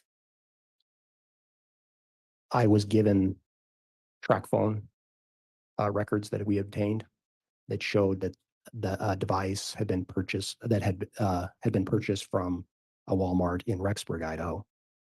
And I went there for both of these two devices and recovered receipts for those the purchase of those the purchase of those phones. Did you do that based on the information you obtained from other law enforcement officers? Yes, they gave me the track phone records. And that was a track phone the other investigators had recovered? One of these two phones had been recovered by other investigators. The other one was just associated with a Google account. And the one recovered by the investigators was deemed to have significance or potential significance to this investigation? Judge, argumentative. So objection. Overruled. Could you ask the question again, please? Was the device recovered determined by other investigators to potentially have significance to this investigation? Yes, And was it based on that information that you then took your next actions? yes. And what information did they provide you in relation to that phone? The records we got from track phone was just indicated that it was a prepaid phone from track phone and where it was purchased and when. And you indicated that you recovered the receipts associated with both of these devices? Yes, I did. Your Honor, I have what's been marked as States Exhibit 227A and 227B.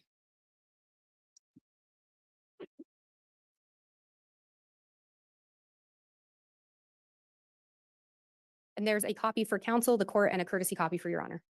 Thank you.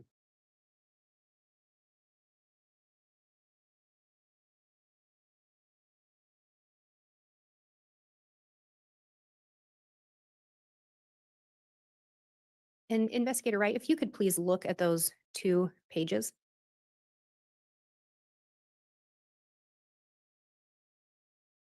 And do you recognize those receipts?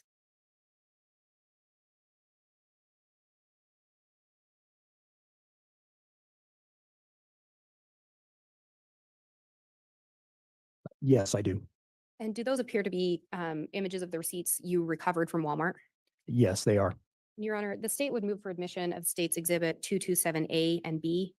I believe they may have been stipulated too, but if not, I believe foundation's been laid. All right. Any objection to the admission of 227A? Judge, there was a previous stipulation regarding the business records with Walmart, and the agreement was that these exhibits would be stipulated too. All right. So 227A and 227B are both now admitted. Thank you, Your Honor. And if they can just be handed to the court. Thank you. Outside of recovering the receipts for those dates in question, was there anything in relation to the data location for another device associated with Alex Cox that caught your attention? No, I'm not sure. I'll rephrase. What you're asking. On this slide, there's some timestamps. Are those in relation to some data location? Oh, yes, yes. So, uh, yes, so the receipts showed the purchase of prepaid cellular phones from TracFone, and those purchases were made on, one was made on September 25th, 2019 at 19:10, and the other one was made on October 8th, 2019 at 15:25. And in the course of my review of Alex Cox's main phone, his Verizon phone, and the Homer J. Maximus account, the data file I received from Nick Balance, I was reviewing his location at those particular times. And so on that same date, September 25th, 2019, from 1903 to 1918, I showed Alex Cox's phone, his device, being at the Walmart of 500 South Utah Avenue in Idaho Falls. That would cover the same time that item was being purchased, that track phone was being purchased. Now, that track phone purchase was a cash purchase, and it'd include only the phone and a 35-minute phone card and nothing else. On October 8th, I conducted a similar review and noted that Alex Cox's phone was at Walmart in Rexburg at 1451 North 2nd East between 1501 and 1537. And I noted that the receipt for the purchase of the track phone, also a cash transaction that included just the phone and a 35-minute card, took place at 1525 within the range of the period of time when I showed Alex Cox's device being at that same Walmart. And again, I know we've talked about this, but this was, did turn into a joint investigation. Yes, Did you look at some other data points associated with a device linked to Alex Cox for the end of September into the beginning of October? yes, I did. And what did you determine in relation to that information? This was the data file that I received from Nick Balance for Alex Cox's primary device, and I continued that review until the end of that data that he provided me, which was the end of September. It actually ended in the evening of September 30th, 2019. At a later date, Nick Balance, a few months later, provided to me the month of October in a similar file for that same device. And I continued a review of that, and I completed that in September of 2020. So in the course of that review, I noted some activity on the device from September 30th through October 3rd. On the afternoon of September 30th, the device was in Alex Cox's apartment, or seemed to be associated with that, between 1317 and 1622. And then there was a period of nearly 3 days that the device did not return to Unit 107. So the rest of September 30th, October 1st, and October 2nd, it was not in Unit 107, or did not appear to go there at all, based on the data I observed. The device stayed each of those nights in Unit 175, though there was some movement of the device on at least 2 of those days, but the movement of the device was within Rexburg itself.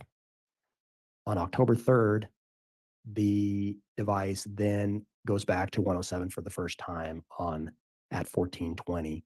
And again, that was the first time it had been there since September 30th at 1632, based on the data I reviewed. Was there any other occasion where that device stayed in 175 all night? I believe that was the only time it was there all night, other than from the time the device first appeared in 107, which was starting September 5th. So from the 1st through the 4th, it had been in 175 at night. But after that, it wouldn't stay the entire night there. It typically stayed the entire night in 107. And the attempted shooting of Brandon Boudreaux was on October 2nd? Yes, in Arizona.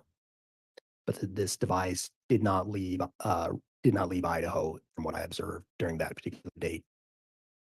And previously, on September 25th, this device was at a Walmart where another phone was purchased? Yes. Hey, hippie. Hey, MK. As part of your investigation, did you also look into data associated with the device and gun ranges? Yes, I did. And with regard to the month of September, what did you find in relation to that? I discovered that it went to gun ranges on multiple days in the month of September. And can you tell us what we're seeing on this slide? Yes, the first time I observed that device go to a gun range in the data I reviewed, starting in the September 1st, was actually on September 3rd of 2019. The device went to the same gun range 2 times that day. The first visit to the gun range, which is the Unified Sportsman's Gun Club in Rexburg, was at 13:45, and it left almost immediately at 13:46. Now, that gun range is located approximately 8 miles due west of Rexburg, and it's fairly isolated. There's not much else around that range. After it left that range that early afternoon at 14:05, it arrives at a Walmart in Rexburg and stays till 14:36. And then later that afternoon at 14:59, it returns to the Unified Sportsman's Gun Club and stays there until 16:51. On September 26th, I saw it go to that same Unified Sportsman's Gun Club again, and it stayed there from 16:54 to 18:58. Now, I know there's some imprecise data. Sometimes it's hard to tell exactly where in the gun range it is, or I only can say it's in that general vicinity, or it seems to be at that gun range. Then on Friday, September 27th, it goes to that same gun range again, where it seems to stay from 15:54 to 18:45. And again, this had some, I noted there was some imprecise data and exactly breaks in the data, but it seemed to be there approximately that range of time. And was there another date in September that you looked at in relation to that device in a gun range? Yes, on September 28th, 2019, it went to that Unified Sportsman's Gun Club again and was there from 15:25 to 17:58. On this particular date, for a period of the time it was there, we got some fairly precise data. I believe this was GPS data. And in this image, it's an image from the mapping software that I was looking at that shows an overhead view of the range. And it shows the data points for the device at the range on that date. This is one of the parking lots for the range here. This is a firing line for this particular range. There's another parking lot here for another range. On this date, at least during a period of time when it was there, we had data points as the device went further deeper into the range. This would be an area that was likely would be something somebody walked, and there are shooting berms in this location. And typically somebody would place a target at a berm at a particular distance, and then when at appropriate time could walk down and either place the target, look at a target they've been shooting at, or remove a target. And this seems to show the device going to this furthest berm, which I believe these are 100, 200, and 300 yard berms. But the device travels to the furthest berm and then returns. So would those be considered the long range part of a shooting range or the long distance part? Yes, people shoot at all kinds of distances, depending on type of weapon and so forth. But typically, at a distance like that, that's usually a long-barreled weapon, a rifle or carbine, that would shoot at a range that ranges more than 100 yards. And then if we look, you talked about another range in the corner of the image. What would that range be for? It appears to be a shorter distance range. I believe that's possibly a 50-yard range. Somebody could shoot rifle on that or pistol. Most people shoot pistol at distances shorter than that. So where the location data is, it would be more likely linked to some kind of a rifle. Yes, that would probably most likely be a rifle range where it seems to be there. And Your Honor, looking at the time, I think we may be at a good place to break for lunch. All right, that makes sense. Thank you, Ms. Blake. We will go ahead and take the lunch recess. Since we're stopping right here on time, we'll go ahead and take the 1 hour break and resume again at 1 o'clock if we can, Council. Thank you, Your Honor. Thank you.